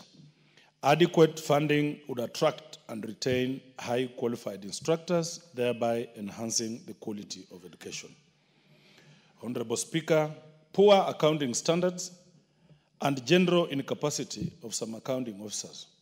The committee found that due to previous lack of exposure to the audit process, culminating in parliamentary review, some accounting officers were ignorant or non-compliant with the various provisions of the PFM Act of 2012 and Public Audit Act of 2015. Audit queries spanning as far back as year 2018-19 remained unresponded to by some agencies who were only jolted to actions once invited by the committee. Most severe was Madhyoya TVC, which relied on a trainer as its volunteer accountant, invariably resulting in unintended audit queries. And under this, Honorable Speaker, we must thank the wisdom of the leadership of this House that saw the need to split the giant PIC into 3 PICs. Most of these institutions were never audited. In fact, some of them were in slumberland. They never thought that they needed to account for these monies. And when we started auditing them, Honorable Speaker, I can tell you some were shaking. In fact, to realize that they're now coming to meet the parliamentary committee, it was a headache. Many had very many excuses as to why they cannot avail themselves. But with the time now, they're getting used to and we're getting proper standards in auditing. The committee recommends that the National Treasury and the Office of the Auditor General conduct annual sensitization and capacity building for all accounting officers and finance staff in state corporations on their responsibilities during audit cycle and adherence to IPAS. Let submission of supporting documentation. The committee observed that some accounting officers failed to submit supportive documentation to the Auditor General in time during the audit cycle, as required under Section 68 of the PFM Act. This invariably led to the committee discussing matters that should ordinarily not feature in the final report, some as mundane as accounts not balancing. Honorable Speaker, our committee has been firm. The committee that I chair of this House has been firm, and we have, to the extent that accounting officer must provide all the documentation within the accounting cycle, within the audit cycle. Failure to which it comes with penalties. We have surcharged very many officers, we have penalized very many officers, and we can report to this House it is bearing fruit. The committee recommends that accounting officers henceforth comply with Section 68(2)(k) of the PFM Act 2012 by providing supportive documentation on time. The committee in subsequent audits will prescribe punitive measures to those accounting officers who fail to adhere to the requirements. Unsecured stroke entitled land holdings. Honorable Speaker, I think this is an issue that cuts across most institutions. The committee also observed cases where land held by various institutions was not secured and titled accordingly. This led to encroachment in some cases with the potential of eventual forfeiture or loss. The committee took note of the fact that many state corporations had illegal encroachments on their land.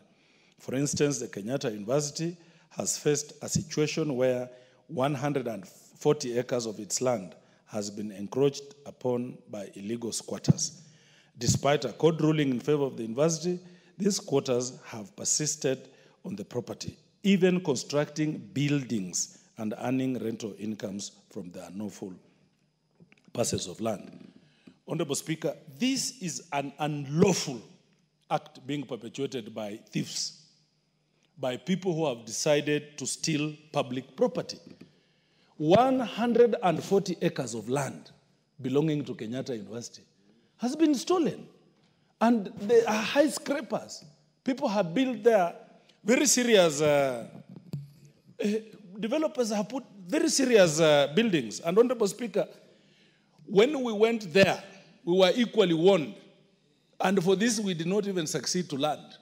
We were warned, these people run, they have goons that they have put on notice by appearing anywhere in a manner that suggests that you want to deal with that land. Honorable Speaker, it is unfair. In current dispensation, we should not be having such. And we implore on the director, on the head of the police service, Inspector General, to move with speed and provide security because the judiciary has pronounced itself to this matter. This land belongs to Kenyatta University, and Kenyatta University must have this land, Honorable Speaker. We want to move with speed so that, and to shock this House, Honorable Speaker, the names that were being floated, having grabbed this land, you will be shocked, Honorable Speaker. They are the high and mighty. They are the high and mighty. Honorable Kirima wants to give me information, Honorable Speaker. Would you allow or I proceed? Okay. Some of them are high and mighty, Honorable Speaker, and at the end of the day, we are going to shame them on this floor. Because this country must continue in the right direction. The committee recommends that the National Land Commission and the relevant ministries immediately ensure that all state corporations secure titles to all their parcels of land. These institutions and the National Treasury must also prioritize fencing off all land holdings to forestall further encroachment. The committee recommends that encroachers face full extent of the law and are evicted and charged in court. The committee further recommends that the Attorney General put together a multi-agency team with a mandate to initiate the process of reclaiming land that has been encroached upon by squatters, like the case of Kenyatta University. Furthermore, the Attorney General should collaborate closely with affected state corporations, universities, and institutions to streamline efforts and provide the necessary legal and logistical support for the successful resolution of land encroachment issues. Failure to adhere to gender, ethnicity, and regional balance.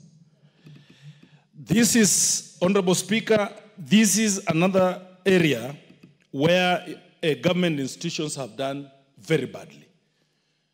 The law proposes that an institution must not employ more than 30% from the dominant community. We have a situation, Honorable Speaker, where institutions are having more than 84% from one community, you know, making it difficult for Kenya to coexist as one community. The committee is very firm regarding public institutions having the face of Kenya in their workforce. Several institutions have skewed ethnicity within their staff complement, especially at the senior management level. This was especially manifested in those agencies domiciled in areas predominantly inhabited by a particular ethnic group. This report highlights concerns about the underrepresentation of certain ethnic groups, unfair employment practices, and potential discrimination in recruitment, promotion, and other employment-related processes. Despite explanations from the accounting officers that lack of diversity was prevalent in the lower cadres, the committee is of the view that the rife unemployment countrywide attracting an ethically diverse pool of applicants for advertised jobs was tenable. We want to commend the committee of this House that deals with the NCIC. The NCIC, they have done a good job, but that is not enough. We want them to follow up on these institutions so that they adhere to the timelines that they have provided, these committees have provided to them, because it's unfair. All Kenyans need to belong. All Kenyans need to feel that they are part and parcel of this country. All Kenyans pay tax, Honorable Speaker. And all Kenyans must feel Kenyans. We are very firm as a committee to ensure that we will implement this. And in the coming reports, Honorable Speaker, you will see us being more punitive, particularly in this area. The committee recommends that all public agencies must comply with the constitutional provision on equity and inclusiveness buttressed by the National Cohesion and Integration Act, number 12 of 2008. The committee also recommends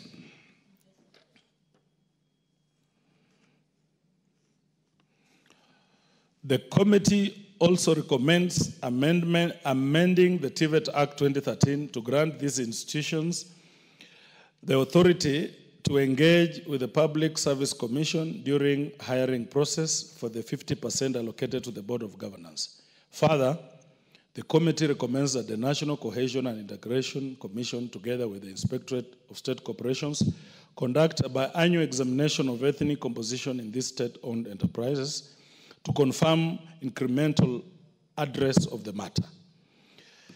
And Honorable Speaker, lastly, I want to talk about matters of Kenyatta University and Kenyatta University of Teaching and Referral Hospital.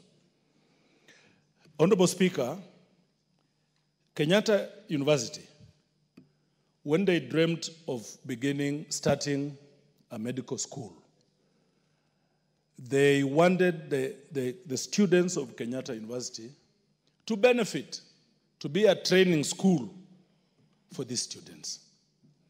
In the process, Honorable Speaker, they went and with the help of the Treasury and the government, acquired a loan from China, put up a hospital, perhaps one of the biggest hospitals on the Kenyan soil today.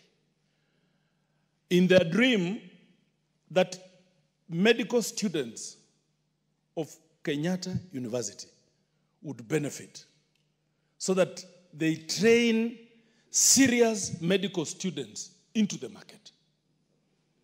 Honorable Speaker, the then Vice Chancellor, who did a good job, Professor Olive Mugenda, when she exited and joined now Kenyatta University Teaching and Referral Hospital, which was conflict of interest in the view of the committee, decided that now the hospital needs to be autonomous. And in the view of the committee and the view of the Health Committee, Departmental Committee on Health, and the view of the Select Committee on the Implementation in the 12th Parliament, she did so to create space for herself, perhaps after retirement. Honorable Speaker, that matter proceeded. What's your point of order?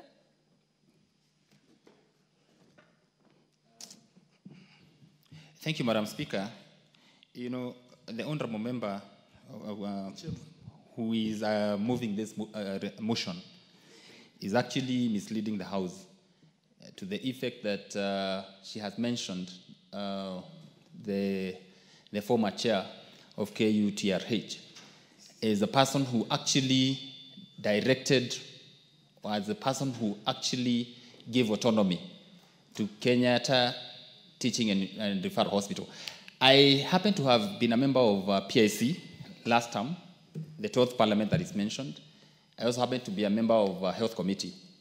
And actually, I can give the chronology and the genesis and what happened as far as the movement of Kenyatta Teaching and Referral Hospital is concerned, from Kenyatta University now to the autonomy that is as a parastatal. It is actually at the dint of executive order by the former President Uhuru Kenyatta. And therefore, the House should be rightly informed. You're out of order Totally. because this is a committee report. So the committee has already reviewed. I think please sit down so I can explain to you. the committee, the Auditor General has made a report to the committee. Yes. The committee has reviewed it and made its own findings. And the committee have the powers of the High Court. And they are free to make their recommendations. You are not holding brief for her, neither are you her lawyer. Yes. If she has a problem with the report of Parliament, then she will instruct her lawyers accordingly and defend herself at the time when she is called to account. But you cannot unanimously, it's not been adopted, but again, you're not, if you wanted to make amendments to it, you should have done it when you were in the committee. You're not a member of the committee. Yes, so at the time it will be debated, then maybe you can raise those issues. But right now he's just moving the report, then it will be seconded, then it will be proposed by the Speaker, and then it shall be open for debate. Then at that time you can speak. Yes, but also I don't think it is within your power and mandate as a member of Parliament to hold brief for state corporations. How do you oversight people that you're holding brief for? So proceed, Honorable Chairman. Thank you, Honorable Speaker. Honorable Wangwe, as a chair of one of the PICs, will concur with us that the issues we are dealing with are not easy. You can see for yourself, Honorable Speaker, but we decided as a committee that we must work for public good. Honorable Speaker, I want to inform the member that it is a matter that has been interrogated by the Attorney General, by the Auditor General. This is a matter that was before a departmental committee of health in the 12th Parliament. This is a matter that has been dealt by a select committee on implementation of the 12th Parliament, Honorable Speaker. The issue that was important to the committee was the welfare of the student of the Kenyatta University. And Honorable Speaker, we just upheld the resolutions of the two committees of this House. Honorable Speaker, corruption bites, but it bites harder when you are dealing with the higher and the mighty. We decided as a committee that we are going to bail the cat, Honorable Speaker, and that it is incumbent on this House, Honorable Speaker, to ensure that the students of Kenyatta University who dreamt of a hospital, a training facility to make them better doctors, Honorable Speaker, that dream has come to fruition. Further, the committee, Honorable Speaker, my brother is heckling. I have tremendous respect for Honorable Kwenya, but he's making a lot of noise. Further, the committee recommends that the executive arm of the government should make concerted efforts to execute the recommendations put forth by Parliament. For instance, where they encounter obstacles that impede their ability to do so, it is imperative that they effectively communicate the challenges faced in the implementation of these recommendations, providing detailed account of the challenges to Parliament. Kenyatta University students, medical students, should be allowed unrestricted access to the hospital's student wing, as was initially envisaged during the hospital's conception. Additionally, the committee recommends revocation of Gazette Notice number 39 of 2011, of 2021, which amended Legal Notice number 4 of 2019 to exclude the Vice Chancellor of Kenyatta University, from the hospital's board. Honorable Speaker, someone somewhere tried to be mischievous so that to ensure they lock out completely the students of Kenyatta University, they threw out the Vice Chancellor from from sitting on the board of the hospital. They ensure that nobody represents the university. Even those decisions leading to the Gazette, to the legal notice, the university was not represented. And Honorable Speaker, just to inform the House that these matters were dealt and completely and by 2 committees of this House, and a decision was reached. What our committee has done, Honorable Speaker, is just to uphold. 2 committees cannot be wrong, Honorable Speaker. And lastly, the very last, we are encouraging government to live by its part of the bargain by ensuring that capitation money reaches these institutions on time and in full. Honorable Speaker, the situation is not good in these public institutions, TVETs and universities. Vice chancellors have students in school. Principals have students in school. The year is coming to an end. And as we speak up to now, money has not been remitted to those institutions. We want to urge government to prioritize education, because education is the key enabler in any society. To prioritize education and ensure, now that we have a new funding model, let us ensure that heads of these institutions have money as required by law in time, as appropriated by this House, Honorable Speaker, so that these institutions can be run seamless, so that our students are better. Honorable Speaker, having noted the proceedings of the Public Investments Committee on Governance and Education on the examination of the reports of the Auditor General on the financial statements of state corporations for the financial year 2018, 2019, 2020, and 2020-2021, I beg to move and urge the House to adopt this report. And now I request the Honorable Kirima to second this motion.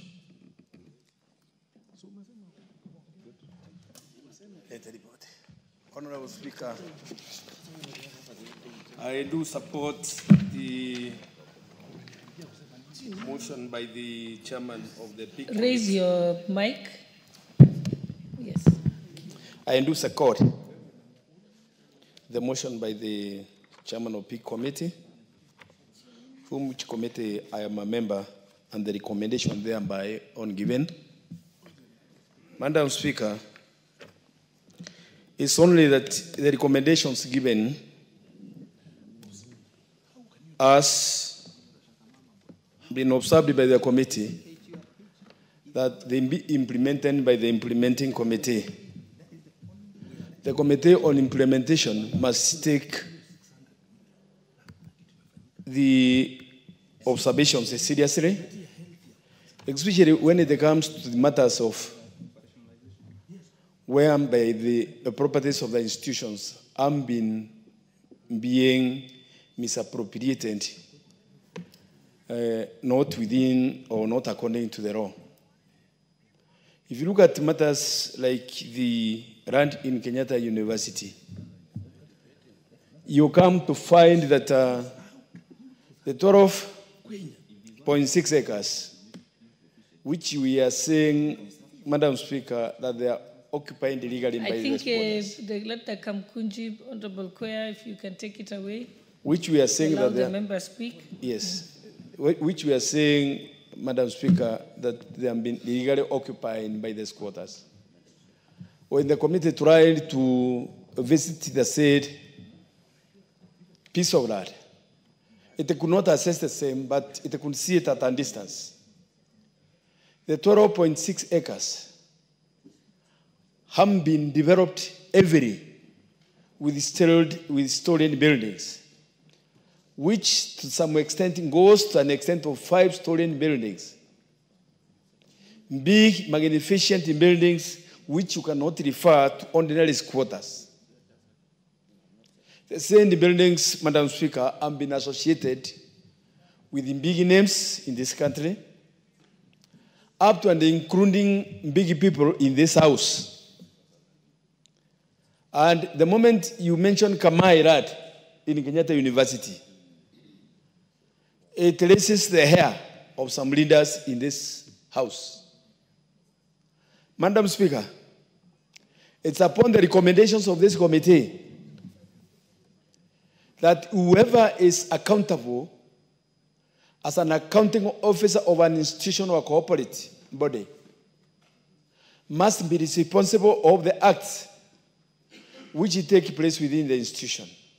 For what the committee observed, as it has been stated by the chairman, Madam Speaker, is that corruption is really thriving in the government corporations. Corruption whereby buildings, contracts, procurement procedures are being ignored, and even contracts are extended without following the procedure as required by the law. The officers concerned, the accounting officers concerned, have been fined by this committee. But the committee has been rendered to be toothless because the recommendations which they gave has not been implemented by the implementing committee of this house. Hence, it becomes a taxpayers' money being wasted for no reason. Especially when it comes to spending large or colossal amount of money like 600 million on buildings which cannot be seen, on items which cannot be seen at all. And recommendations have been given that the accounting officers of those institutions must be liable or must compensate as required by the law. That whoever is responsible of the losses of public money must pay the same to the government, so that at least other officers can learn from the one who has been charged for the losses which we incurred. You find that imposts have not been cleared. You find that imposts have been given without the council's recommendation, without minutes of the council, and institutions are being run annually.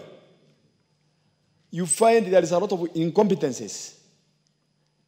And like a case of Moi University, incompetence of the officer, accounting officer, led to the collapse of the whole institution, which institution was quite magnificent, an international, a national and international institution. And this is how it is even with the Kenyatta University. We have come to find that nepotism has become a mother of incompetence.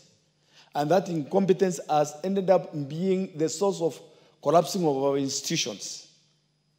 For whoever has been appointed, those officers, the accounting officers who have been appointed to those institutions, like Kenyatta University and those others, whoever has been appointed, he thinks that he is there to root. He doesn't know that he is there to be accountable for all actions which take place in that institutions. So when this committee recommends that the person be charged for the losses which has been incurred during his time, we find that that recommendation is not being implemented. And those are the observations of the committee. Madam Speaker, I call upon this House, especially the implementation committee, to see to it that Kenyatta University recovers the land as per the judgment of the court. Because the moment the judgment of the court is passed, and the auctioneers, court beliefs and the auctioneers are given chance to implement the court judgment, and they cannot implement because of the goons. What were Mikono, as it is said, who are there protecting the big landlords, purporting to be squatters, yet they are not the squatters. How does a squatter manage to put up a 5-story building? How does a squatter manage not to live even in that land, but he is building premises for hire? Where you buy, you find 3 bedroom houses in a 5 building stories. So it's upon this, it's upon the implementation committee to look at it and save our institutions from grabbers. Because this is outright grabbing of the public property. With those few remarks, I second the same motion, Madam Speaker. Thank you very much.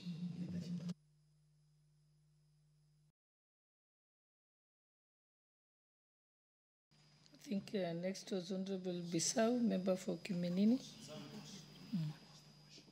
Well, let me propose the question, sorry.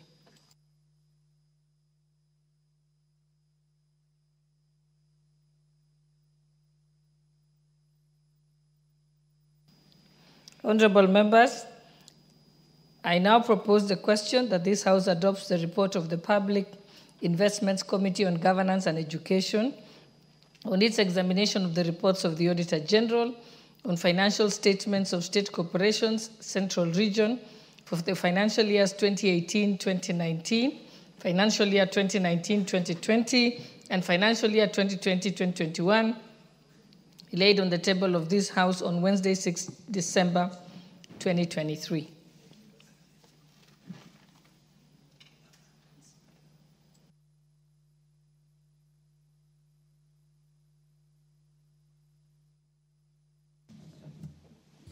Member for Kimilili.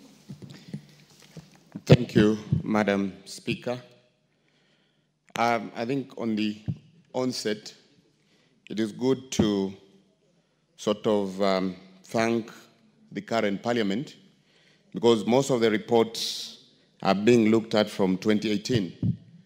A work that would have been done by the previous Parliament or previous Parliaments, but also in the wisdom of the parliamentary leadership to also try to restructure by coming up with the new PICs, Public Investment Committees of the PAC, which I think is a step in the right direction. But what is critical, Madam Speaker, it is very clear that when we've been carrying out the audits, we've noted that there is a lot of deficiency on the side of the Auditor General's office. So what we need to do as a House also is to empower the Auditor General so that they can also have capacity, now that we've restructured from the parliamentary side, to have the peaks that we'll be looking into these institutions. We need to have a clear timeline with the Auditor's General's office telling us exactly where the deficiencies are, and we try to support them as a House by giving them the support they need. Two, when we look at those reports, what has been quite prominent is the issues on asset management.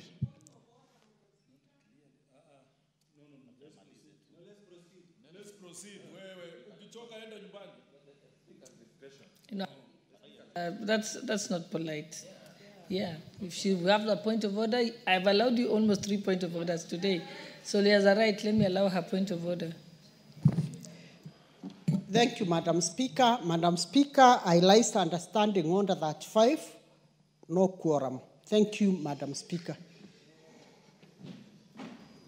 Okay, Sergeant at Arms, just ring the bell. For 10 minutes or 5? 10 minutes. Let's ring the bell for 10 minutes.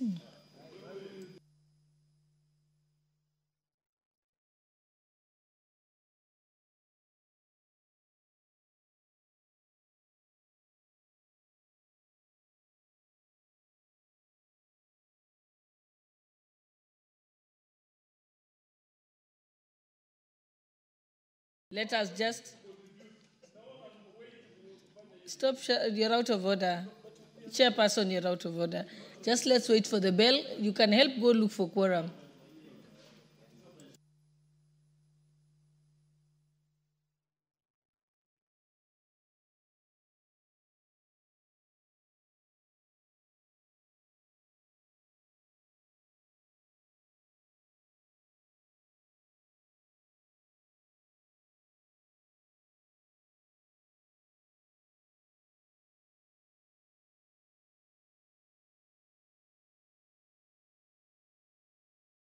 People who wanted to speak, they can have first priority as soon as the... No, let's wait for the bell, quorum bell. Let's just follow the rules. But the people who are here, we are writing down the names, just in case.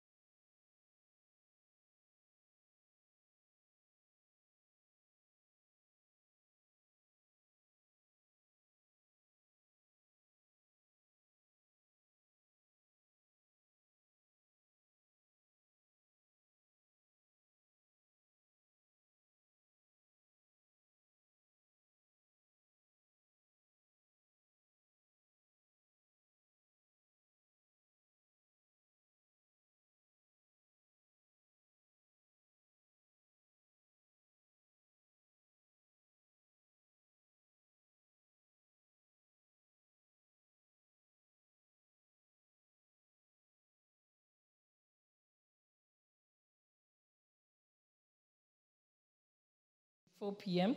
This House stands adjourned until Thursday, the 29th May 2025 at 2:30 p.m.